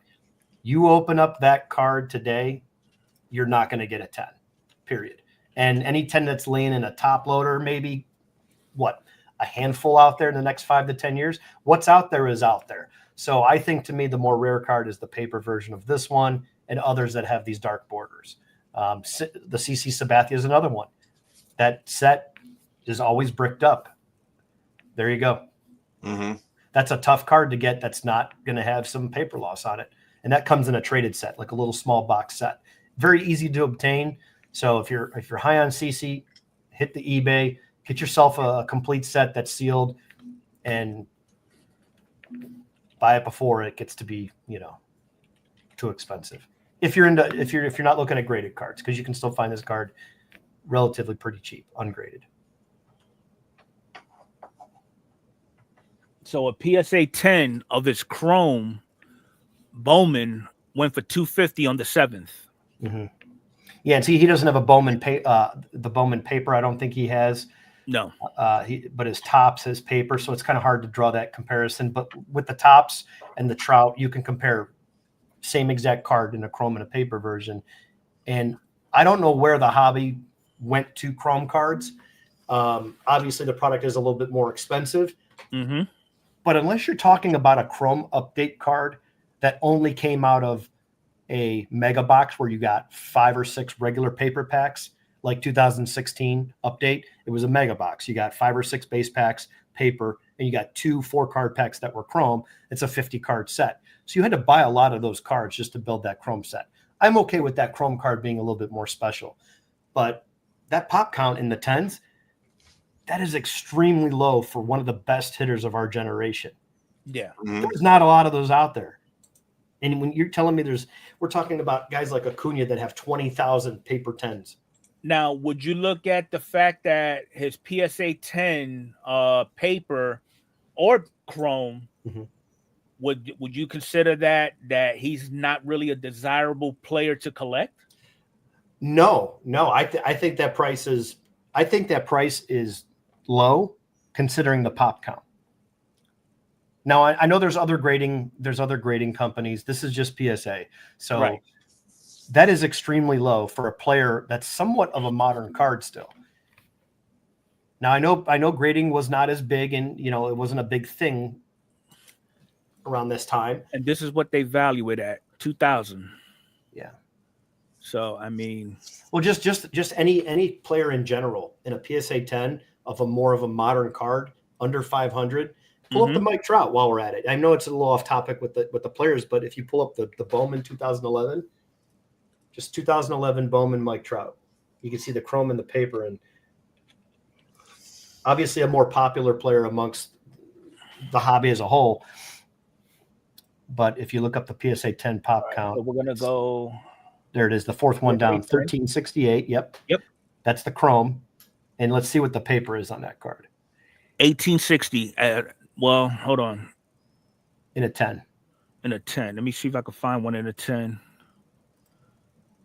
Let's do this. 257. Compared to how many? Over 1,000. That to me is I would love to buy more of those if anyone is selling one in a 10. That is crazy.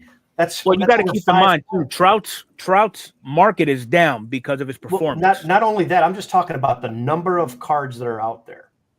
This is his Bowman rookie, and comparing it to chrome to paper, it's almost 6 times the amount in a chrome card, and the chrome sells for more.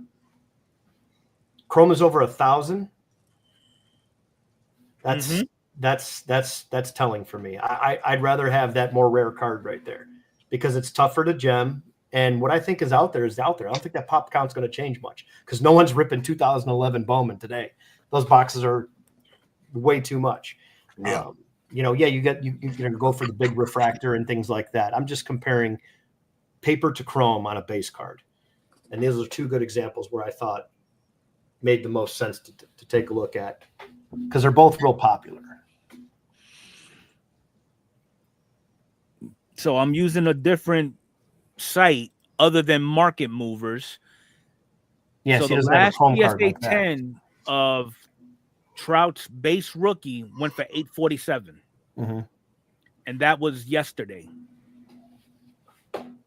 with a pop count of 6,600.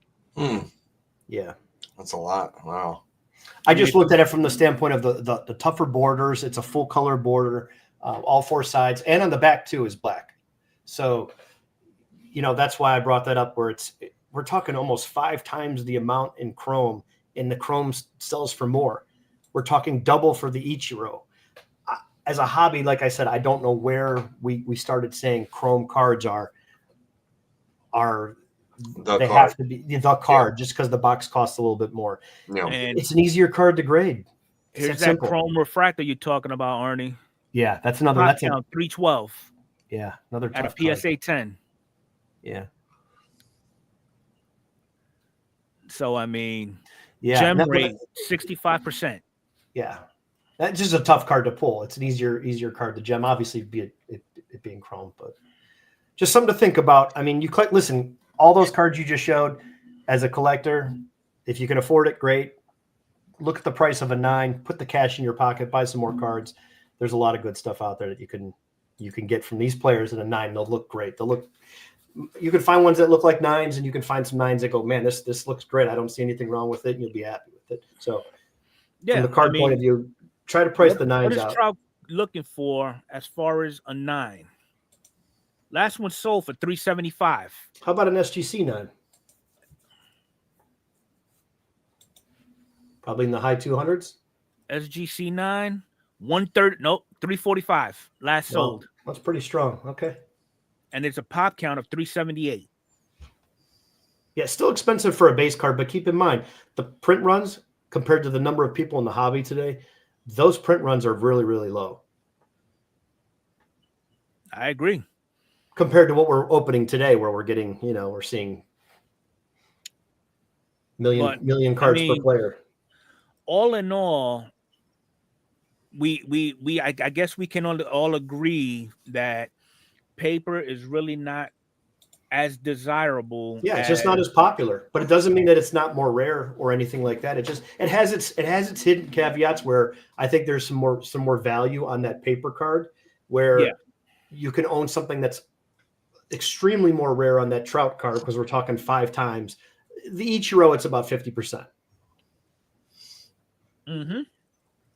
I mean, to give it a fair assessment and opinion, paper rookies are the flavor of the month until the chrome product comes out.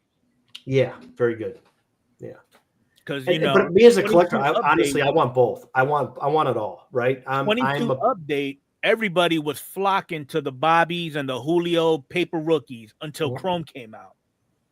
And now here's another thing to add to that. You want to talk about tough cards, the gem. Some of these, the Chrome update is next to impossible. When I say that, it's very tough. We're talking about a mass-produced set. We're talking about let's get away from the 2001 and the 2011 Trouts and Ichiros, and let's fast forward 20 years ahead. The Bobby Witt and any card from there, whether it's the Quan, the Witt, the CJ, any player that you're interested in from that 22 release, the 22 update was so bad on the QC front. The pop count is really low considering you're looking at 5,000, 8,000, 22,000 with Soto on his PSA 10 paper card. It's tough. Those are tough cards to gem. I know you have one. I think I have 9s in them. I know you said you ended up getting a 10 of each.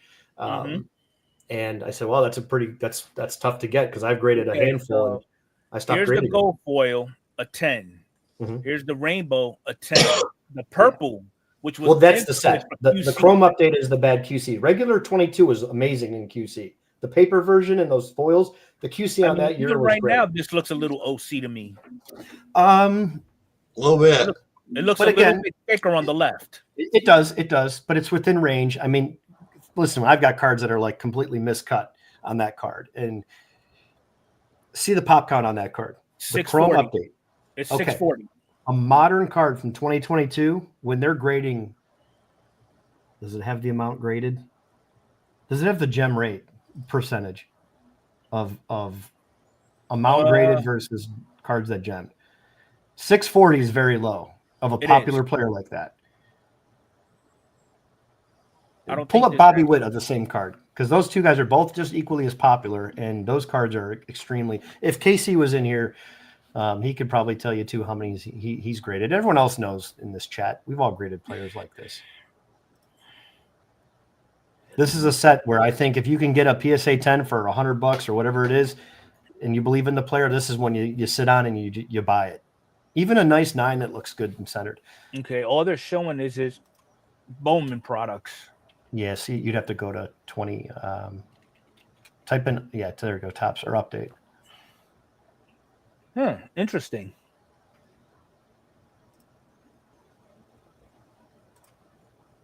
Nothing on Bobby. Do you have to have Junior in there? Put Junior after his last name? Does it matter? I don't go on card letters, so I don't know. But those are some sets where we know as collectors, we've opened so much of it where it's like, wow, these cards suck. And then we complain, we send them back, and they just never fixed it, right? They print what they print, and that's it.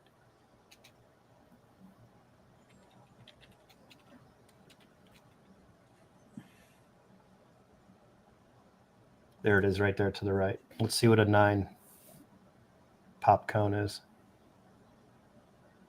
The pop count on it doesn't even show the pop count. It was because you don't have it logged in your. Well, no, those were his cards in his collection that he was showing us. I don't have not one Bobby Witt. Yeah, that's why I'm thinking. Oh, I'm sorry. Okay. The pop count up there. You don't get the data from that. Okay. Well, still, PSA 9 is $80. Yeah. Here, give me that cert number right there. Pop that card up. I'll pull it up for you. I'll pull up on the PSA site. Cert number is 778-553-71. Okay, that was a PSA 9? Yep. Okay, give me a second.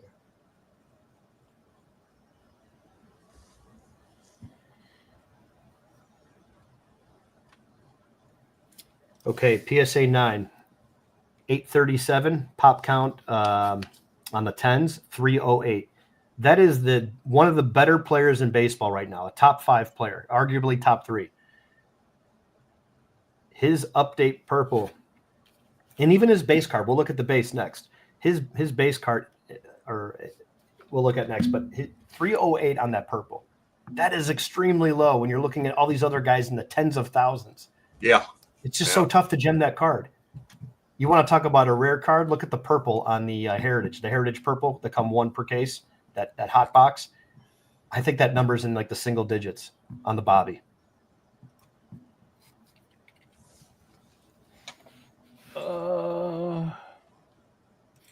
I'm about to pull up.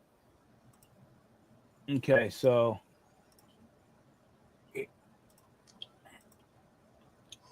pop 10.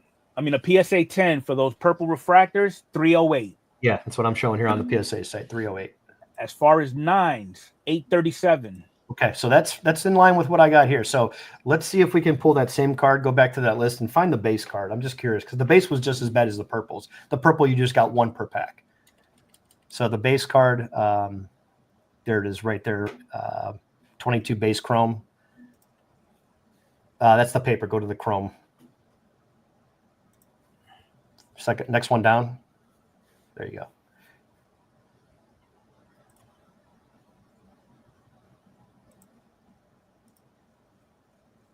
Damn it, Bobby. Yeah, just get rid of chrome, and it was the third card down on your list, your original list. Okay, now this is starting to act up, so hold on. Bear with me. Okay, so it's Chrome update. I know it's raw, but we're gonna change that. We'll go PSA 10, 482. That's extremely low for Now, a modern card. 9, 688. Does it tell you the percentages of gem rate on that Chrome card? Does it have the amount sent in versus how many gem? I'm asking these questions because I don't use the card letter, but I think it's good information if they have it. Wow, that's crazy. 700 to 500. That is not a lot of cards. It's a lot when you're thinking about the math and that. Wow, that's a lot of cards if you had them all in front of you. But the amount of that we're comparing this to of other popular players when the quality control was much better. Yeah. Mm-hmm. You know, like even 2020 Chrome, how many Bobby or how many Lewis Robert? Like of the 22, he's the most popular guy. That's who everybody's grading. But it's a pain in the ass to gem these. Even get a 9. Those numbers are extremely low for what we see today in comparable players. This product is so tough. And as much as we hated it, this is his only Chrome rookie, whether we like it or not. Mm-hmm. Those are the cards as a collector, I would say. If you believe in Bobby, it's just a base card. I get it. But what if he becomes he does this for the next 10 years? That's not a lot of cards of his rookie card to go around. Right. There's you go to a major car show, a card show that has even a small show at your neighborhood VFW hall has 1,000 people walking through the door. Everybody wants a rookie of the best player right now, one of the best players. And to have it in a 10 for, I don't know what that card goes for, 150, 200 bucks.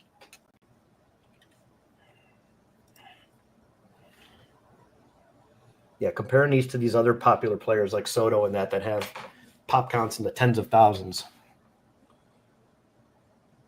Okay, so we're gonna look at his base.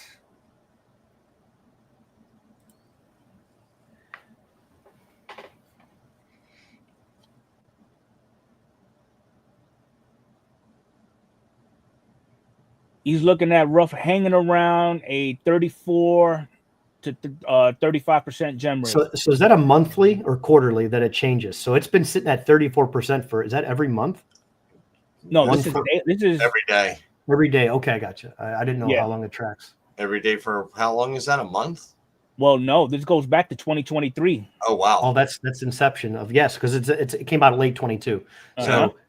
So you're only 490.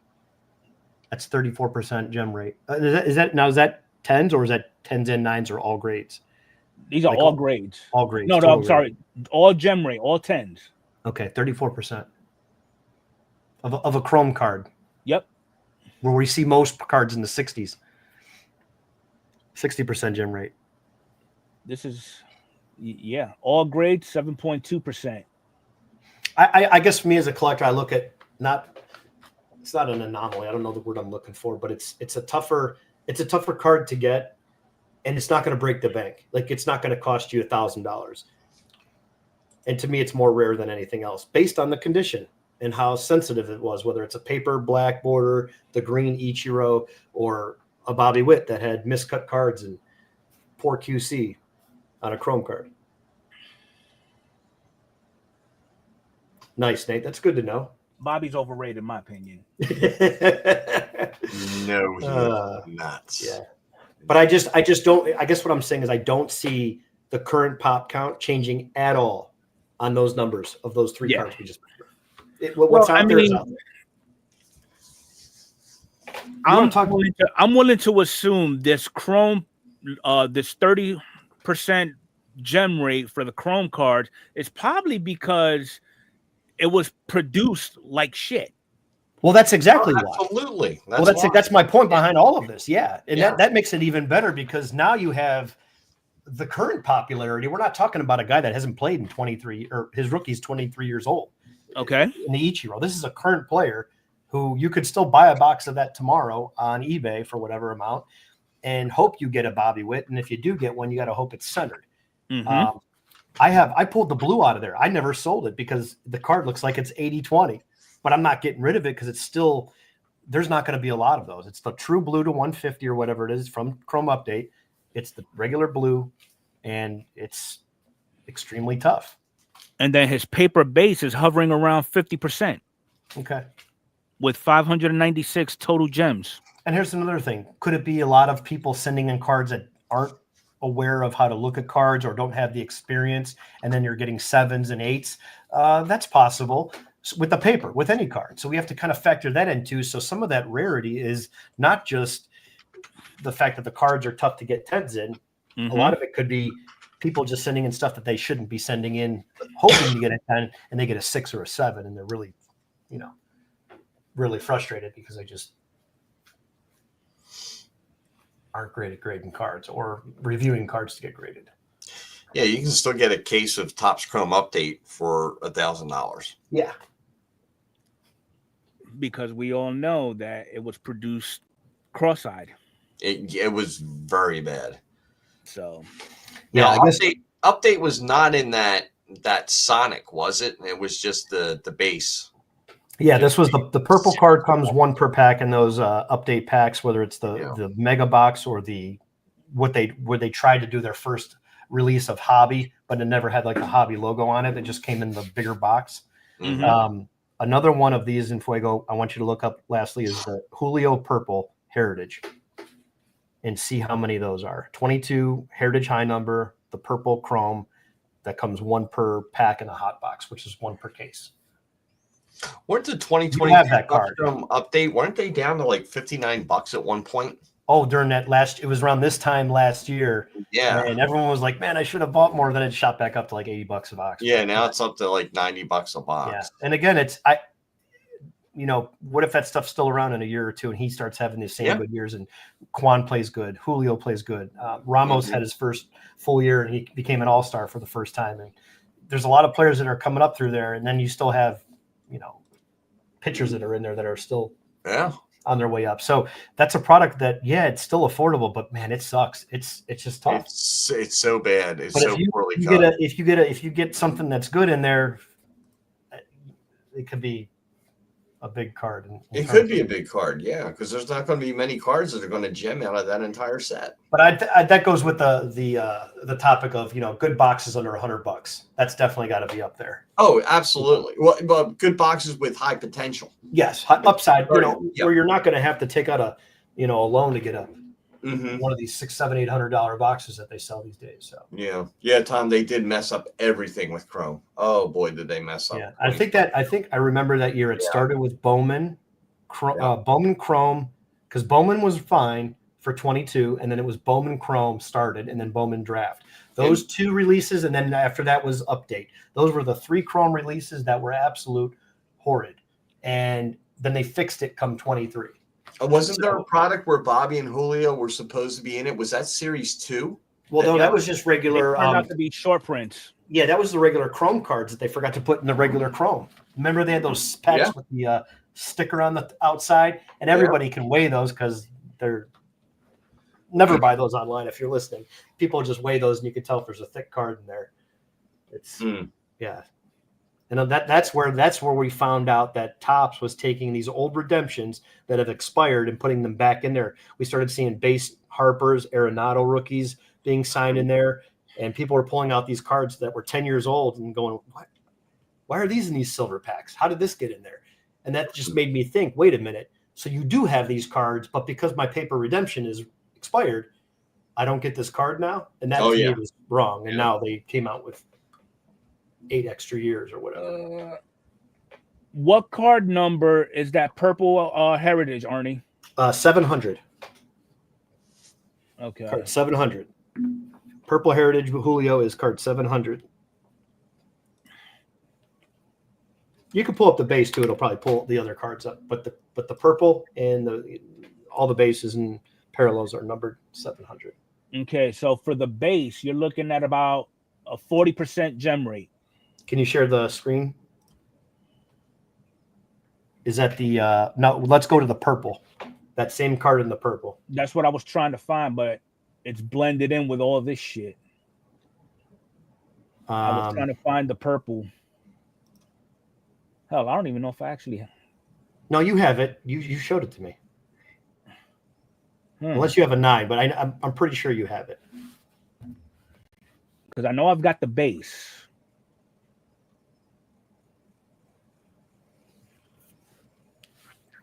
Don't worry, folks. We only have 220 cards to go through.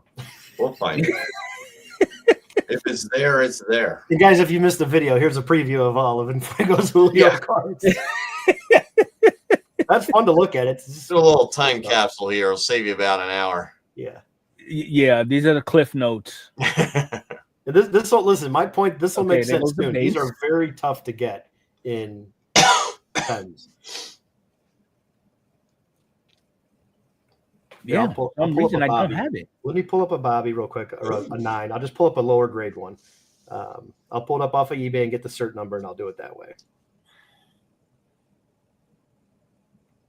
I actually got a Bobby in that break that you did, Arnie. Where you? Yeah, you did. Yep, you got a purple Bobby. You had the hot box. Got the, yep. It was really nice. It's probably like 60-40, but yeah. But still, that card in the there's just not that many out there. It's another one of those that are very, very tough to get. I'll take that card in a 9. Yeah. Wow, there's not a lot out here. I'm gonna go to completed listings and check. Yeah, this checks out because, okay, here we go. All right, I'm gonna pull up this. I'm just saying a 96 total pop for Heritage Purple, 3 gem 10s. That's it. 3. I was right. It was single digit. 3 10s. Wow, that is crazy. That's for the Julio. Yep. Wow, that's insanely rare. Now we're not talking about expensive cards. Now I know if a 10 does pop up, it's going to be expensive, but you can get a 9 that is extremely rare already based on the pop count of a good player, and there's not going to be much more of those. I open a ton of that stuff. KC Card Connection opened cases for himself. We open it up on the channel on Fridays. It's super tough to get that in a 10. You get a 9, you're happy. Yeah. Your 9 is a 10. Oh, wait. You said that was for the wit? No, that was the WIT numbers. Yeah, the WIT I think was the single digit, but the Julio is what I'm looking up now. I'll give you the WIT numbers here in a sec, or the Julio in a second. All right, I found it. All right, so here is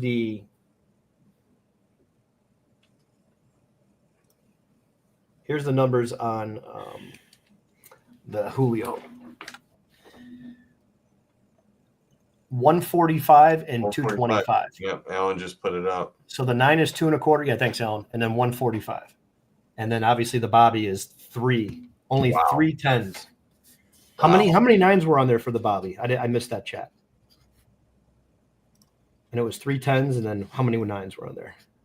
He said it was an 86 total pop for Heritage Purple. Oh wow. Yeah. Yeah. So,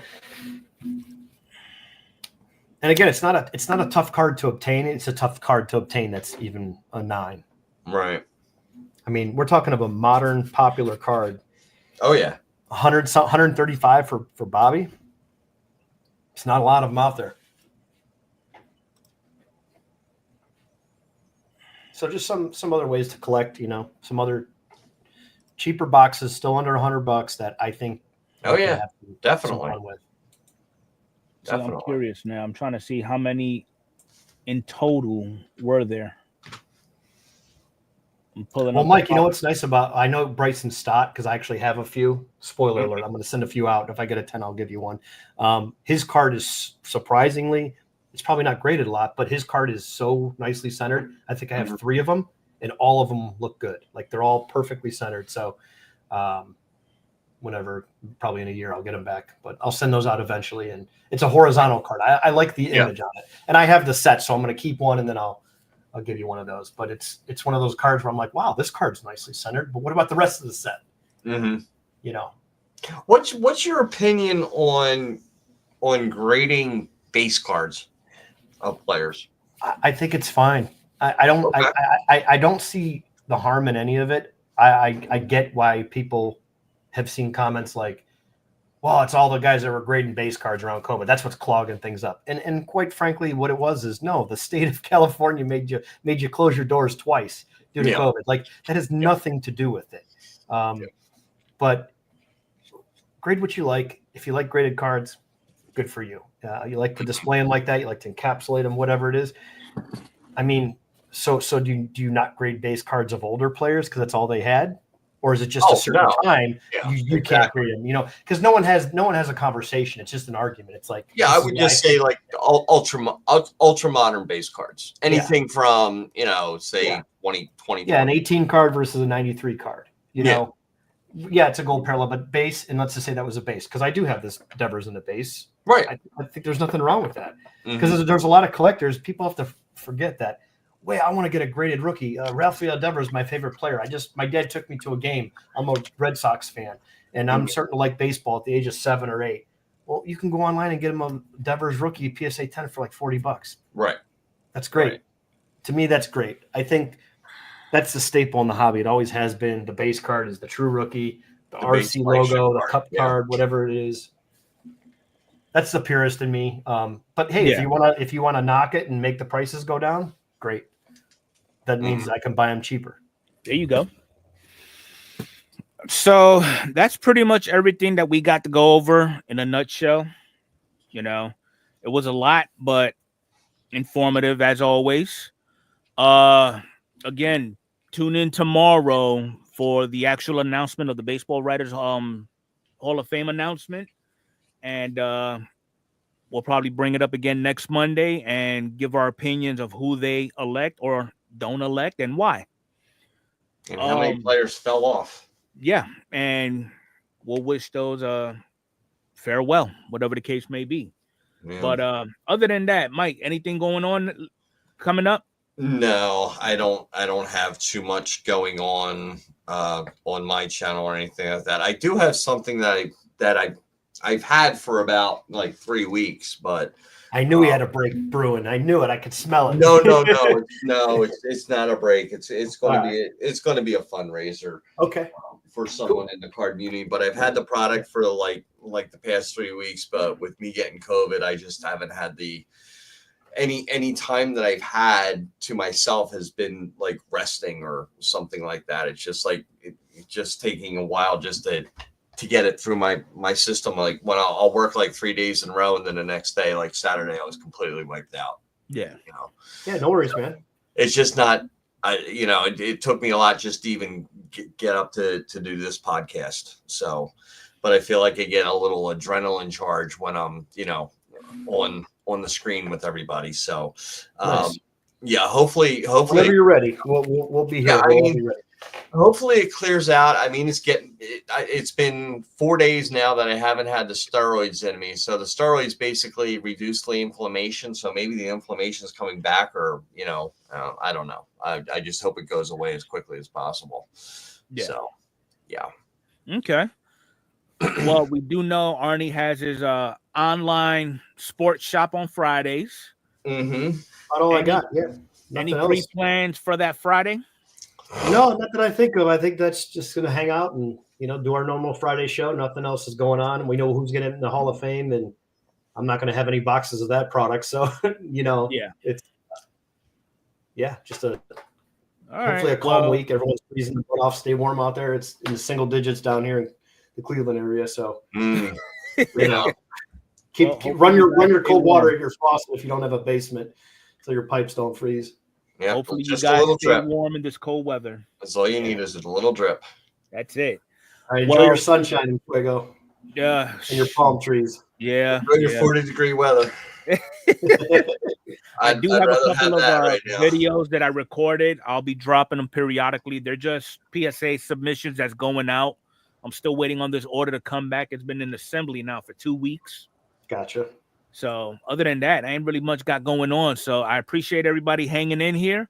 If you haven't done so, hit that like button. Go check out these other 2 channels for these gentlemen. And we'll see you again throughout the week and Monday for the next episode. There you Have go. a good night, everyone. Sounds Thanks, good. Kat. Have a great